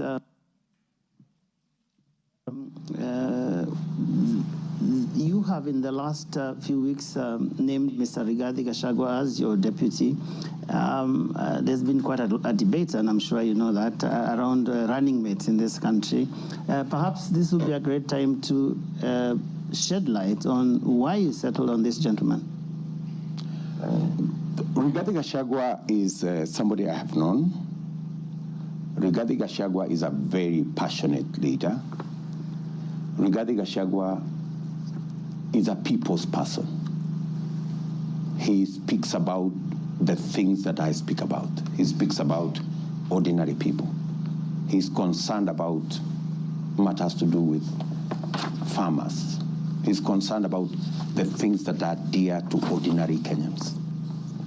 And the nexus between me and Rigathi Gachagua is the people. He believes in bottom up the way I do. And that is why I chose Rigathi Gachagua to work with me. Thank you very much. Speaking of deputies. Thank you very much, Mr. Speaker. In addition, and almost in conclusion, I am not the only leader at the national level who has encouraged unity among Kenyans based on shared regional, geographical, and economic and other factors. I have attached several articles. Luya unity is not optional, Moses Wetangula. Ruto puts case for Gema Kalenjin unity. Bijikenda unity in the offing. Masai leaders in unity talks ahead of next year's general election. I have attached those articles so that you understand that regions uniting does not mean they unite against other regions. They unite for common issues, common values, and to strengthen them to join other regions for national unity.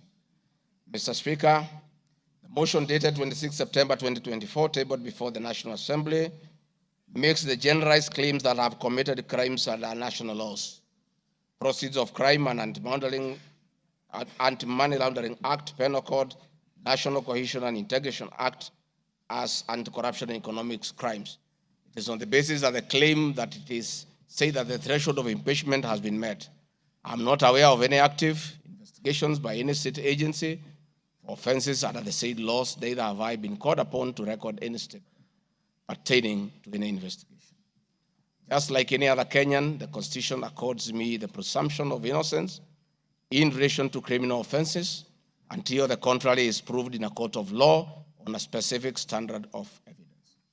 Therefore, in the absence of any active investigations by any investigative agency in Kenya, I do not believe that there can be any serious reason to believe that I've committed any offense. Otherwise, that will be an indictment of the intelligence agencies as well as investigative agencies. Therefore, it is inconceivable that the threshold of the impeachment motion as defined in Article 145 of the Constitution can solely be based on the perception of the mover of the motion in the absence of any other evidence. I heard the mover this morning saying that all we need to do is to believe in him. I believe that cannot be the position. We need actual evidence against the Deputy President.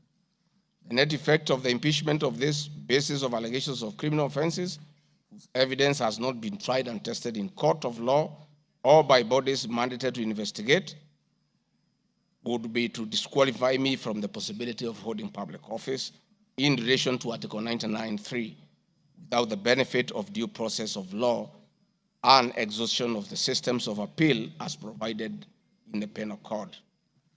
Mr. Speaker, I do not wish to respond to the issues I had this morning that are outside the motion. I want to confirm that I have tremendous respect for Kenyan women, and I have never disrespected them. What has happened is that as politicians, there is always propaganda to undermine somebody. I call upon anybody with evidence that I have ever disrespected that person to come out and provide that evidence. I had my very great friend, the Honorable Faith Gitau, say that I disrespect women. Many times I've been to Nyandarua. I've referred to Honorable Faith Gitau as Ngatha. Ngatha is a Kikuyu name for a woman of great respect. That I have done countless times, is on video. Finally, the Honorable Bose Sholei, I heard what you said in Eldoret. I heard this morning that you said I should be charged with treason. But my sister, me, I'm a grateful man. I remember, and I'll never forget, during the last administration when I was arrested on fabricated charges for standing with the President William Ruto against the wish of the government at that time, Gladys Bosholai came and sat with me at DCI headquarters, brought me tea, brought me lunch, sat with me, comforted me. At court, she coordinated the collection of 12.5 billion shillings as my cash bill. She came to see me in Gigiri for 4 days and had very kind words for me. Despite what you have said, my sister, I do remember that one good thing that you did for me, and I'll love you and cherish you for the rest of my life. Finally, Mr. Speaker, as I wind up, I want to appeal to this Honorable House to consider the allegations against me by the mover of the motion, weigh it against the attached evidence, weigh it against my defense, and the attachments and the videos that I've played in this house. And exercise your mind and exercise your discretion. Search your conscience and decide if Rigathi Gachagua is guilty of any of those allegations or is undergoing a political process. If you are so persuaded and you search your conscience without any intimidation or coercion or inducement, and you think is the right thing to do, please go ahead and do so. If you search your conscience and listen to the issues that have been adduced here, and you find that there are no grounds to impeach the Deputy President of the Republic of Kenya, please make the right decision. But as you do so, many members who are in this house remember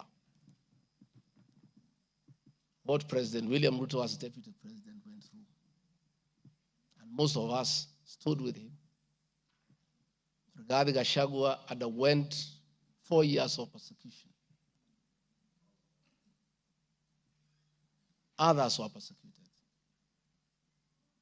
But we took a firm stand because we believed we were doing the right thing.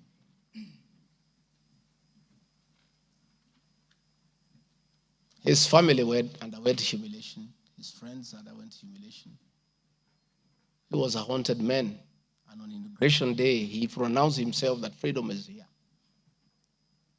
Again, under the new administration, the same Rigathi Gachagua, who underwent humiliation and persecution, finds himself in the same space under that administration that he fought for. Try, look, reflect, and apply your conscience and make the right decision. Mr. Speaker of the House, I want to thank you for granting me this opportunity. And my address last night was not in any way meant to disrespect the House. Despite, Mr. Speaker, you having ruled that the matter should not be taken out of the House, it was being discussed in every TV station, in every meeting across Kenya.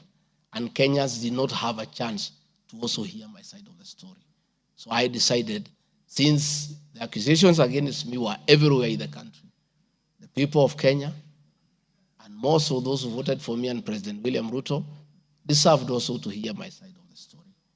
I have tremendous respect for the National Assembly and your ability and capacity to make the right decision. Mr. Speaker, I want to thank you. Asanteni sana.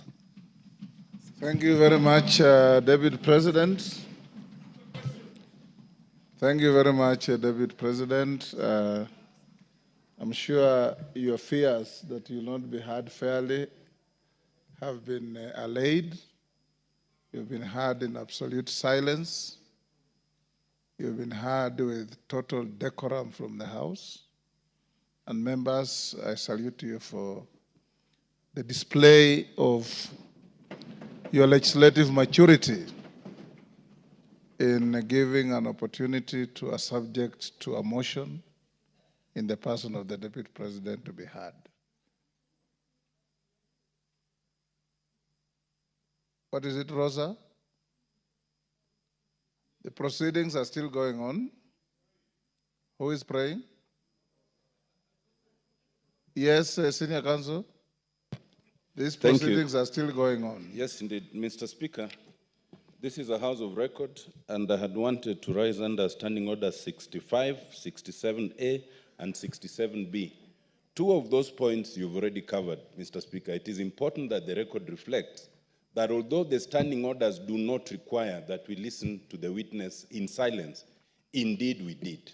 Yes, absolutely. Secondly, that there was compliance with the Standing Order 67B2 in giving the witness a maximum of 2 hours. But there's a third one, Mr. Speaker, which I think should go on record. Standing Order 67A also requires that the witness be entitled to appear in person or with counsel. I see that the witness has appeared with at least 3 counsel, all of whose names should come on record, so that the record shows that counsel were actually allowed to the chamber. I see my friend Advocate Ongoya, my friend Advocate Njiru, so that there is no incompleteness of the record. I beg, Mr. Speaker. That is a fair comment. Counsel for the Deputy President, without making any unhelpful speeches, just put your names on record. I'm sure you have a team leader. The team leader will introduce himself and introduce his accompanying colleagues.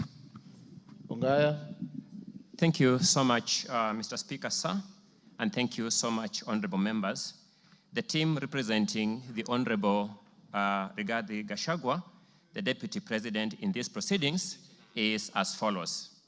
Honorable Paul Kibugi Muite, Senior Counsel, Mr. Victor Swanya Ogeto, my name is Elisha Ongoya, Mr. George Sakimpa, Mr. Ndegwa Njiru, Mr. George Wandati, Miss Faith Waigwa, Mr. Murigi Kamande, Mr. Amos Kisilu, Mr. Eric Kiprop Naibei, Miss Julia Omwamba, Mr. Tom Maina Masharia, Mr. Willis Echesa, and Mr. Andrew Moga.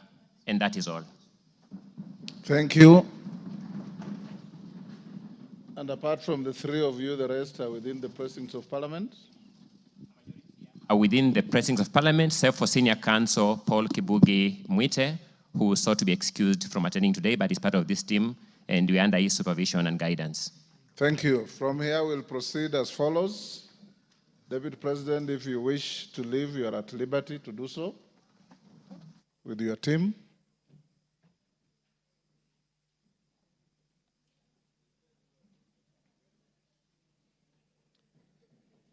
Na mwengi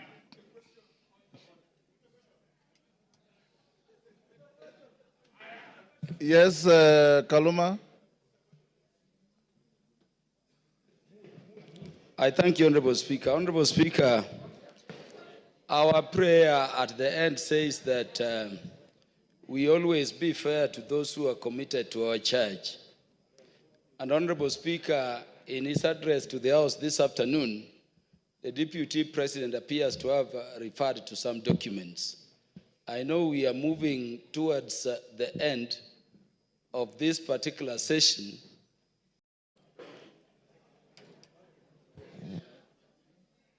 Yes.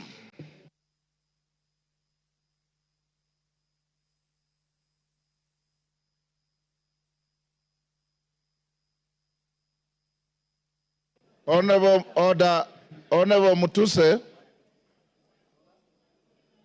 only Speaker, that for a man who has grossly violated our Constitution, whether we will stand up today to be counted as protecting and defending this Constitution by sending home one Rigathi Gachagua, Honorable Speaker.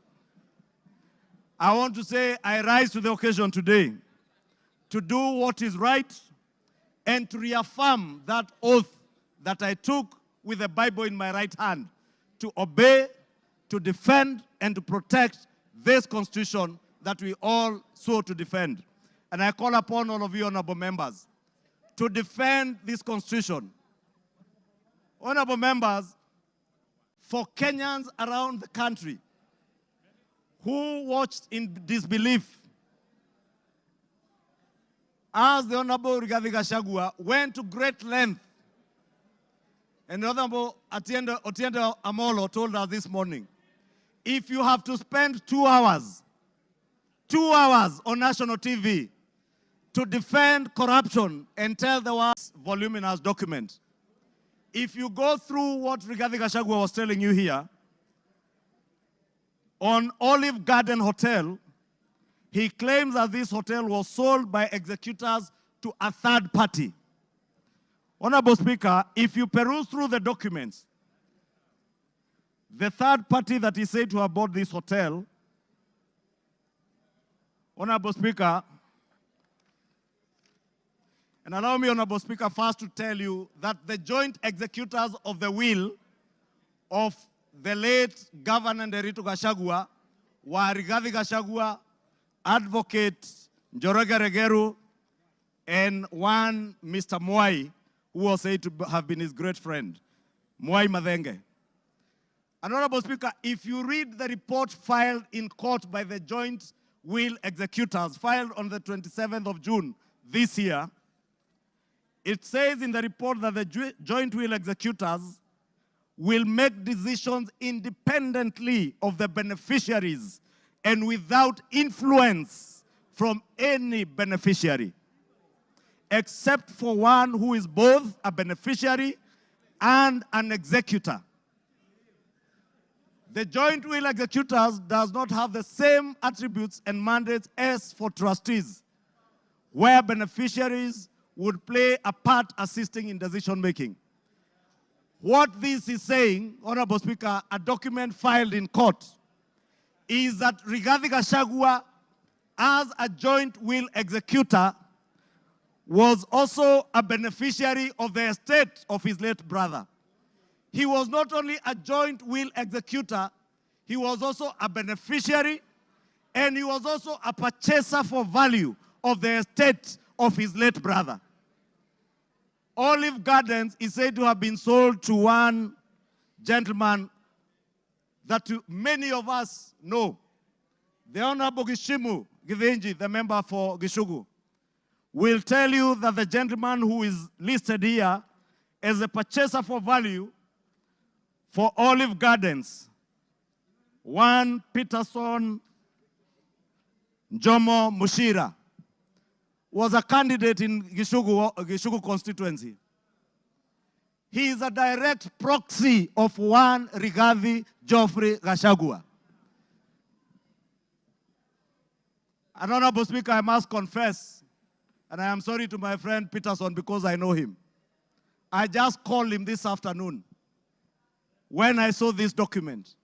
And I asked him whether TM Civil Engineering Limited is his company, and he confirmed to me it is indeed his company.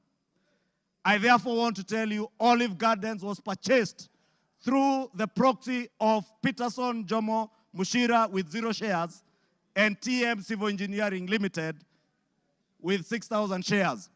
Those who have visited the Annex House, the Office of the Deputy President, know this Jomo is a permanent fixture in the Office of the Deputy President, and therefore his direct proxy. Honorable Speaker, we also told, Honorable Speaker, that this very hardworking young Kenyans, in the names of Keith Ikino Rigathi and Kevin Gachagua Rigathi, who are listed on the CR12 of the documents that were tabled this afternoon by Rigathi, are shareholders of Vipingo Beach Resort that owns the Vipingo property in Kilifi County, the one the Honorable Chonga was speaking about. Rigathi Gachagua told Kenyans on national TV that this property is still owned by the family and therefore is still part of the estate. Keith Ikino and Kevin Gachagua, his sons, were not joint will executors of the estate of Rigathi Gachagua. And the owners who are listed on this CR12 is Keith Ikino Rigathi, Kevin Gachagua Rigathi, and the estate of the deceased James Nderitu Gachagua. It is a rather ingenious way of trying to hide behind the estate of his late brother. And how shameful, Honorable Speaker, that the Deputy President of the Republic of Kenya would hide behind the veil of the estate of his late brother to disguise what is outright proceeds of crime, because he is a purchaser of this property, and that is why his two sons are listed as directors and shareholders of Vipingo Beach Resort. But he was on national TV telling Kenyans, this is a property that belongs to the family, and we have decided to keep it.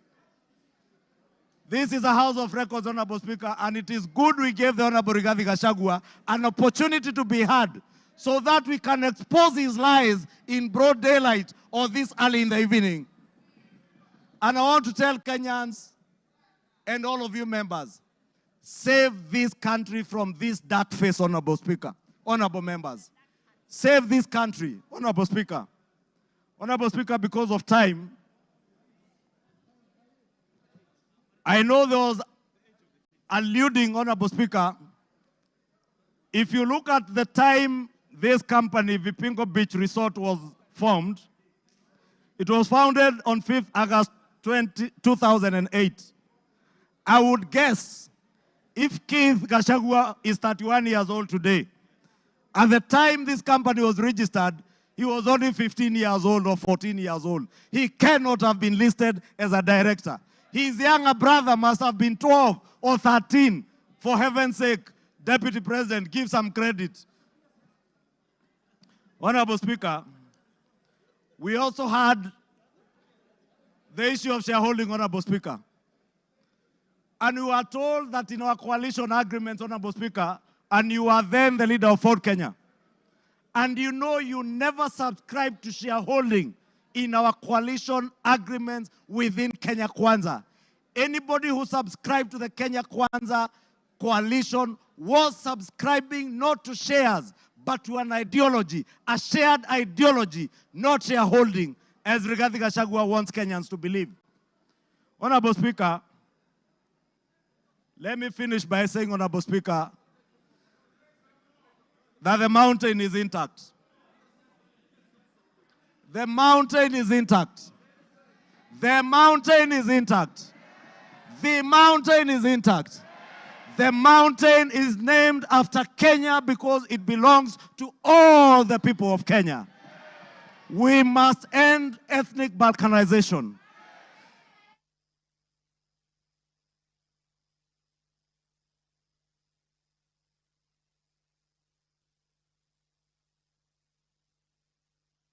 Give him another 2-3 minutes. Honorable Speaker, I was saying to conclude, to end the balkanization of our country into ethnic fiefdoms under the control of warlords, we must send Rigathi Gachagua home today. To end divisive politics in our country, Rigathi must. To end the culture of impunity, conflict of interest, abuse of office, state capture, and corruption in high office, Rigathi must.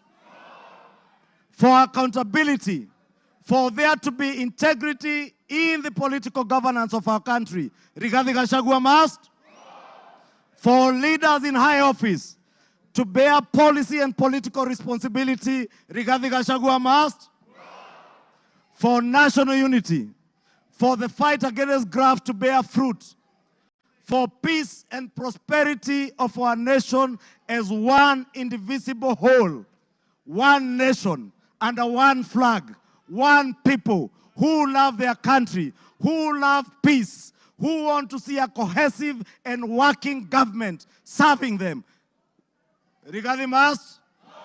Rigathi must. I submit, Rigathi must go. Thank you. Order. Honorable members, order. The honorable mover has donated his time as follows. Charles Nguna, CNN, you'll start with 2 minutes. Omboko Milemba will follow with 3 minutes. Peter Kaluma will follow with 10 minutes, and then he himself 15 minutes. So CNN, Charles Nguna. Thank you, Mr. Speaker. Mr. Speaker, let me thank the Kenyans who just expressed their views during public participation on this matter, Mr. Speaker. And to add this, I keenly followed and listened to the Deputy President yesterday, His Excellency. And Mr. Speaker, based on all what is said, we saw a lot of differences, rifts, contradictions, divisions, which are totally eminent we are going to have in future, Mr. Speaker. Mr. Speaker, it is inevitable that we are going to have battleground between His Excellency the DP and His Excellency the President. And when the bulls fight, Mr. Speaker, grass suffers, Mr. Speaker. And it's that's why I'm saying that if we continue keeping one of them in the office, Mr. Speaker, Kenyans are going to suffer most, Mr. Speaker. And based on my wisdom, for prosperity and also for development, for what we call prosperity and patriotism, and for us to live in an amicable manner and peaceful manner, Mr. Speaker, we have to separate the two bulls, Mr. Speaker. And the motion today, it is for Rigathi to go, not for William Samoei Ruto. With those few remarks, Mr. Speaker, I support. Omboko Milemba. Honorable Speaker, there's a question which makes me stand to speak on. And I want Kenyans and possibly the members who can listen to me to realize that one issue that has not been answered consistently is the question of chairs. Yesterday I listened to the Deputy President and today also. Whenever he's asked about chairs, Honorable Members, Speaker, can we reduce our levels of conversation? Thank you, Honorable Speaker. Whenever he's asked about the issue of chairs, he picks ANC party agreement and Ford Kenya party agreement. And instead of answering that question, he hides in it. Finally, Honorable Speaker, I'm now holding the reply by Honorable Gachagua, and on page 333, the agreement is annexed. And I want to demonstrate to this parliament that what you have been told was wrong. Because that agreement does not talk about just power sharing for a region. He has avoided intentionally to read the entire paragraph, which says that the sharing of the political parties will also depending further on the need to achieve an inclusive government that reflects the face of Kenya, including the need to accommodate the representation of any future member party and all regions of Kenya. He avoided to read that and therefore gives an impression that there was a power-sharing agreement which only confined ANC party to Western only, when ANC party is a national party. Look at this, Honorable Speaker. The only member of the ANC party we nominated was Honorable Dena Hamisi, who comes from Kwale and not Western. So this is an issue which has not been tackled. Two, he is unable to deal with Senior Counsel Tienda Molo's assertion in the morning that how would you elevate the agreements of a political party beyond the Constitution of Kenya. It's very important that as you make your decision, you get that this was a false lie. Finally, Honorable Speaker, in all this we have seen all the techniques of card stacking, of propaganda, which include card stacking, emotional appeal, branding, and that's why we have seen the name of the president being dragged in this matter today. I think the motion on the floor is for the makanga, it's not for the driver. Thank you, Honorable Speaker. I support. I have been advised by the mover that Lillian Kogo will take 2 minutes and Kaluma 8 minutes instead of 10. Lillian Kogo. I thank you so much, Honorable Speaker, and I want to thank all the members who have contributed to this motion. I rise to support. I had not given my voice to it, but Honorable Speaker, as you were speaking earlier, Honorable Speaker, I believe the Honorable Deputy President of the Republic of Kenya was following the proceedings of this House. And one of the matters, Honorable Speaker, that came out so clearly, Honorable Speaker, was the insult on women, Honorable Speaker. Women from a substantive position in this country's national development, Honorable Speaker. And Honorable Speaker, I expected that when the Deputy President came to this House, he was going to address this matter on a special way, Honorable Speaker. But I did not listen. I did not hear him. I did not hear the Deputy Speaker say when, where, how. The Deputy President, sorry. I did not hear the Deputy President, one Honorable Rigathi Gachagua, answer to the question of saying that one noble member of this House, the Honorable Jemachia, is a Malaya, Honorable Speaker. It concerns me, and I wanted the Honorable Rigathi Gachagua to tell this House where, how, when, who witnessed him sleep with one Jemachia and how he felt. We wanted to know, because we are not going to allow women to be used with derogatory language moving forward, Honorable Speaker. It is nobody's choice to be a Malaya. These are mothers. It is nobody's choice to be a Malaya. These are our sisters. It is not... Time up. Peter Kaluma. Peter Kaluma.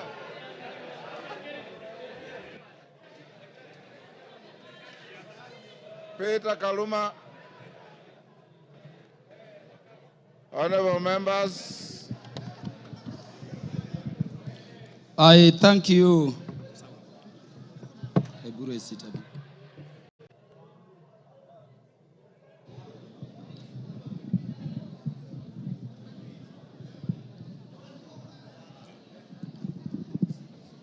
Yeah, Honorable Speaker, I thank you in a very special way. Honorable Speaker, I have this benefit of speaking after listening both to the mover of the motion and to the Deputy President, who is the subject matter of this motion. And so, Honorable Speaker, I can look at it from all perspectives. Honorable Speaker, allow me to start by saying that I listened to the Deputy President, as I did to Honorable Mutuse, with the mind of a lawyer, looking at how the grounds have been addressed, their particulars, and how they have been addressed by the two respective parties. And Honorable Speaker, let me begin by saying that I don't know what happened, but we had Honorable Mutuse presented before this assembly a motion seeking to impeach the Deputy President on up to 11 grounds. And Honorable Speaker, I don't know whether it is by act of omission or commission, or it is just the nature of some people. The Deputy President focused on those matters concerning property, money, integrity, procurement, forgetting the most fundamental issues. And I want to say that even when he addressed those money issues, there are very patent gaps going to constitutional violations which are stated in the motion to be gross. I expected the Deputy President, for instance, to use the opportunity you accorded him, Honorable Speaker, to explain that SMS which came from his son Ikunu Gachagua on the bid bond issue involving that company. No mention of that at all. Honorable Speaker, before I go to the matters I want to address in substance, let me thank you, the Honorable Speaker of the National Assembly, for ensuring that the process this House is going through has been very fair. And in doing so, Honorable Speaker, for according and upholding and protecting the provisions of Article 47 of the Constitution. I hear people still saying that the courts will intervene. But I'm thanking you for this, Honorable Speaker, because the only time the courts intervene is if we have not secured a party procedural fairness. This motion was advertised across the country for the participation of Kenyans.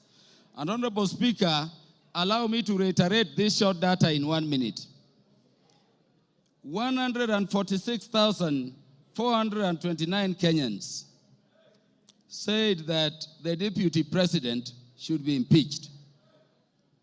And that, Honorable Speaker, constitutes 65.11% of the people of Kenyans.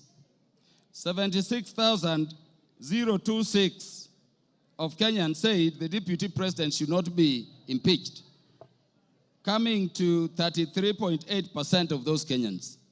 Honorable Speaker, 2,452 Kenyans said kufa makanga, kufa dereva, and those other things. And there are the others.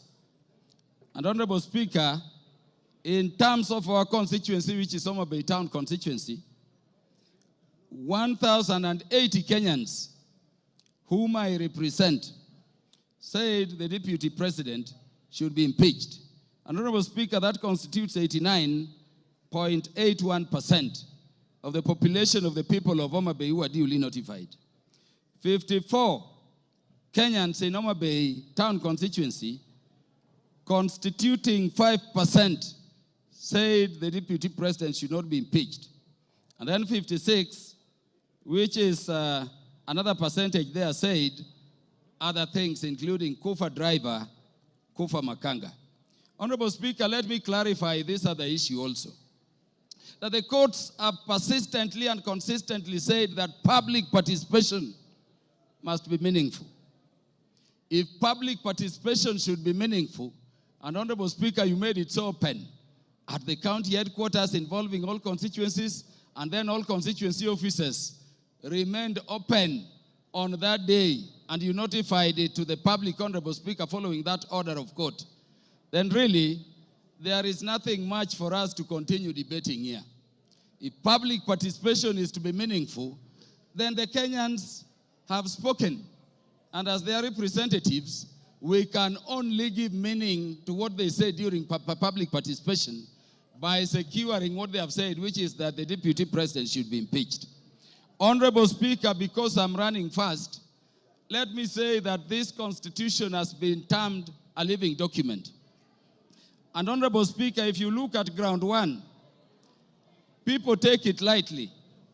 But Honorable Speaker, the idea of the unity of our nation has been the one thing which has been disturbing the people of Kenya in terms of being a nation for very long. Honorable Speaker, allow me to read the preamble of the Constitution. And this is what it says. We, the people of Kenya, proud of our ethnic, cultural, and religious diversity, and determined to live in peace and unity as one indivisible sovereign nation. When the Kenyans were making this constitution, they identified the need for unity as one people, as one thing they had to deal with. Honorable Speaker, I request the members to look at Article 4, Sub-Article 2 of the Constitution. It says Kenya is a multi-party democratic state founded on the national values and principles of governance under Article 10 of the Constitution. And Honorable Speaker, people have said so many things about this Constitution. But let me say today, before this House, Honorable Speaker, that Article 10 of the Constitution, if this spirit has a soul, if this Constitution has a spirit, then you can only find it in Article 10 of the Constitution. At Article 10, Sub-Article 2, those national values which were identified by the people of Kenya during constitution making as the things which Kenya needs to address are the following, Honorable Speaker. Patriotism, national unity, sharing and devolution of power, the rule of law, democracy and participation of the people, human dignity, equity, social justice, inclusiveness, equality, human rights, non-discrimination, and protection of the marginalized. Honorable Speaker, at the very heart of a nation is equal ownership and equal sharing in the resources of the nation. It cannot be therefore, Honorable Speaker, that a state officer at the level of the Deputy President is singing to other Kenyans how they are shareholders and they don't belong to this country. And Honorable Speaker, it saddens me that having given him the opportunity, the Deputy President did not proffer defense, the Deputy President did not offer an apology, but the Deputy President said other people are also doing it. Honorable Speaker, let me say an impeachment motion proceeds in personam. It proceeds against a specific person. You may say Kufa Dereva, Kufa Makanga. Give him 1 minute to wind up. Wind up, Kaluma. Thank you. Honorable Speaker, it does not matter. This motion we have is against a person. You cannot have a motion for impeachment against Kaluma and somebody. Those who are saying Kufa driver, Kufa Makamba, bring the driver and we will also consider it on the merit. And on account of that, Honorable Speaker, this person must go. Honorable Speaker, in the few seconds remaining, let me say that when Westgate came under attack, I lost a cousin in the name of Jackton Port. He was the first one to be shot there. When Garissa University came under attack, Honorable Speaker, I lost Solomon Oludo from Marindi, a son of our land I educated at Uyubiero Primary School. Honorable Speaker, we have no problem holding the security apparatus of the nation, to account. But Honorable Speaker, we cannot have a situation where you talk that recklessly in public about our national intelligence service being dysfunctional. For a state which is permanently under terror, target and attack. And by the way, in the Security Committee, each minute, we are fighting terrorists. You cannot speak that way and come back and say it is normal.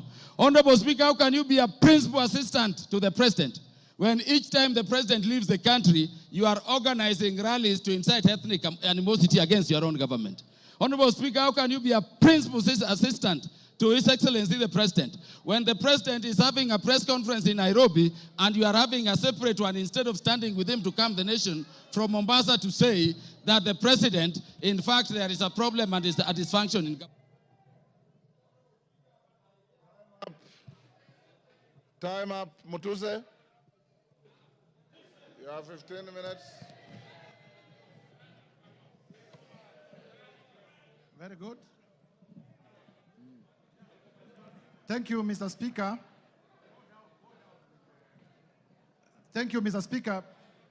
Before I begin my reply to the motion, please allow me to table additional documents, being a newspaper advert that was placed by His Excellency the Deputy President in today's newspapers, and also the video recording of his speech yesterday, because they are material to these proceedings. Go ahead. Request granted.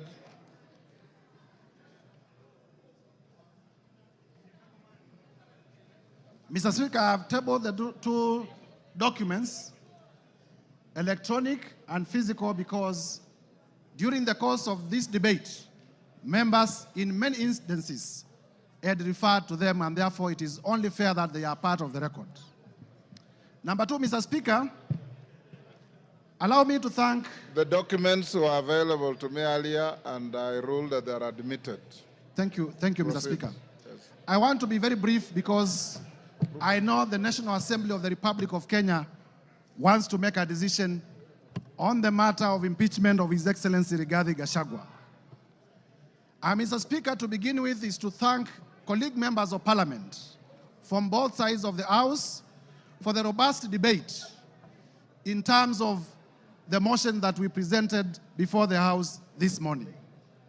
Mr. Speaker, I also want to thank Kenyans in their millions from all over the Republic, because in the course of this debate, Kenyans have been commending, Kenyans have been exercising their democratic right through public participation, through their right to odd opinions, and we have not witnessed a single incident of violence anywhere in the Republic.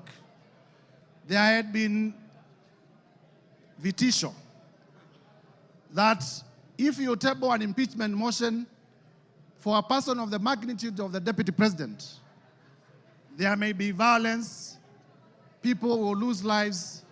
But I thank Kenyans because Kenyans have proven once again that we are a peaceful country and we are able to engage in our democratic processes without violence.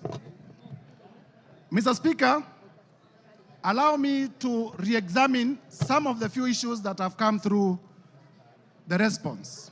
First is to let Kenyans know that His Excellency Rigathi Gachagua has filed a response of 501 pages, and the response has come at 4 p.m., and I was only able to be given the response about an hour ago. And therefore, in terms of the doctrine of equality of arms, I feel that I needed adequate time so that I may be able, during my reply, to respond to some of the things that he has raised in his response. However, be that as it may, I want to refer members to page 99 of his response. In the morning, I did tell members that His Excellency Rigathi Gachagua has acquired properties through corruption and through money laundering. And when he has come before this house, he has told you that the hotel that he acquired in Nyeri was acquired through a loan. However, the only document exhibited as evidence of that loan is a letter of offer from Credit Bank Limited. There is no evidence exhibited by Mr. Rigathi Gachagua, the current Deputy President, to the effect that the loan was actually finalized, to the effect that he actually got the loan. Mr. Speaker, as a term of the letter of offer, in terms of lien and set-off, and I read, a lien and set-off of a fixed deposits of LN Crystal Kenya Limited for an aggregate amount of 300 million Kenya shillings. Interest accrued shall be credited to your deposit settlement account. Mr. Speaker, in simple terms, what this means is that Mr. Rigathi Gachagua had a fixed amount in cash of 300 million in his account, which was going to be used as a security. I asked Mr. Rigathi Gachagua to tell us where he had gotten this 300 million if my allegations that he's laundering money are not true. And therefore, by virtue of his response, it confirms my assertions that he has monies, he has wealth, he has cash that is suspect. If you may give me my phone. In terms of whether Kenya is a company or not. Do you want information from member for West Mugirango? Yes, you may. Go ahead. Mr. Speaker, I want to inform the Honorable Mutuse that the director for Credit Bank Kenya Limited is one Grace Nyachai, who hails from Nyeri and is a relative of His Excellency Rigathi Gachagua, and therefore I say no more. I thank you, Mr. Speaker. Mr. Speaker, it is important for this House to note that in the morning, I did present evidence of suspicious money transactions. I did present evidence that His Excellency Rigathi Gachagua, either by himself or through relatives or through proxies, has acquired properties that are way beyond his known sources of income, and that evidence remains uncontroverted. Turning, Mr. Speaker, to the issue of whether Kenya is a company owned by shareholders. Mr. Rigathi Gachagua is playing with the intelligence of members of parliament and with the intelligence of Kenyans by attempting to twist facts. First, in terms of the law, companies are registered under the Companies Act. They are not registered under the Political Parties Act. So to come before Kenyans and to say that there were coalition agreements registered, and therefore those coalition agreements are companies, is to play around with our intelligence. Because we know companies are registered under the Companies Act, they are not registered under the Political Parties Act. Further, Mr. Speaker, this Rigathi Gachagua was selectively chosen the sections of the Kenya Kwanza's coalition agreement to rely on, and he has failed to read the document in whole. Under clause 20 of the Kenya Kwanza coalition agreement, that clause provides as follows: that there is need to achieve an inclusive government that reflects the face of Kenya. Rigathi Gachagua chose not to tell us that the coalition agreement also talked about the face of Kenya and not a company of some people to the exclusion of others. Clause 6 of the Kenya Kwanza coalition agreement provides for respect for constitutionalism. The articles of the Constitution that I stated. It provides for respect to the rule of law. It provides for respect to the national values and principles of government under Article 10. And it provides for respect to devolution. Mr. Rigathi Gachagua did not tell us that. Clause 22G of the coalition agreement among the Kenya Kwanza political parties provides that there will be adjustments that may be necessary to accommodate the development priorities of other parts of the country to ensure equitable distribution of Kenya's national resources and wealth for the benefit of every citizen and every part of Kenya. This Mr. Rigathi Gachagua could not tell you because it was going to destroy his case. And therefore, honorable members, I urge you to find that Mr. Rigathi Gachagua, in his assertions about shareholding and a company, it was not in reference to political parties, it was in reference to regions, it was in reference to communities, and the evidence that we provided remains uncontroverted, and this ground must be confirmed. Mr. Speaker, on the issue of KEMSA, again, to show a man who is a flip-flop, yesterday on live television, Honorable Rigathi Gachagua admitted that he personally called Dr. Andrew Mulwa by his own phone yesterday on television. Today, appearing before us, he denies that he did not call him. So, which part of his testimony do we believe? Do we believe the testimony that he gave yesterday on national television, that he did call Dr. Andrew Mulwa, and that he sent his own son to Dr. Andrew Mulwa to collect the bid bond? Or do we believe the testimony that he has brought today, altered testimony that he has brought today? I urge you to find that Mr. Rigathi Gachagua indeed did call to influence investigations. On the issue of cabinet, Mr. Speaker, if you may allow me just 1 minute. On the issue of cabinet resolution, he has admitted and proceeded to justify that despite the existence of a valid cabinet decision in a cabinet meeting that he sat, he chose to defy that cabinet decision. And for that reason, Mr. Gachagua, by his own admission, must be removed from government. Mr. Speaker, as I conclude, this is the National Assembly of the Republic of Kenya. And for the National Assembly of the Republic of Kenya to assert its constitutional authority, Mr. Rigathi Gachagua must be impeached today. I urge members. Mr. Rigathi Gachagua, we have heard from members here, has made inflammatory remarks against the women of the Republic. For the respect of the women of the Republic of Kenya, Mr. Rigathi Gachagua must be impeached today. We have heard that Mr. Rigathi Gachagua has disinherited the widows of his own brother. And for the widows of Kenya, beginning from Madeira, to be safe, Mr. Rigathi Gachagua must be impeached today. And therefore, I urge members to find favor with my motion from clause 1 to clause 11. And as you vote to impeach Mr. Rigathi Gachagua. I thank you, Mr. Speaker, and I beg to move. Thank you. Honorable members on their feet, take your seats. Take your seats. Take your seats.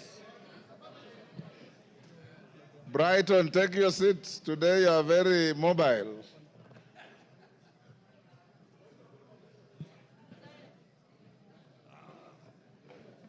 Honorable members, order. Honorable members, Honorable Jeho, take your seat. Honorable members, we are coming to the end of this motion. And before I put the question, this is one motion where there is no voice vote. We'll go straight into division so that no ayes have it at the putting of the question. The House Business Committee yesterday deliberated on the manner of voting, and it was unanimously agreed that there will be a roll call vote. There will be a roll call vote. That being the case, we should be done, if we are orderly, we should be done in the next 30 minutes to 40 minutes, maximum 1 hour. When we start voting, order, when we start voting, I'll instruct the clerk and the teller, having conducted yourselves exemplarily well, any member who precedes his or her vote with a preamble or a speech or a statement will be a spoiled vote. Once you are called, order, the vote is simply yes or no. Time for speeches have extinguished in the debate. I now put the question. Of course, there are always three: yes, no, abstention. Order, member for West Mugirango. There's nothing out of order. Honorable members, I now put the question, which is that, pursuant to the provisions of Articles 145 and 151B and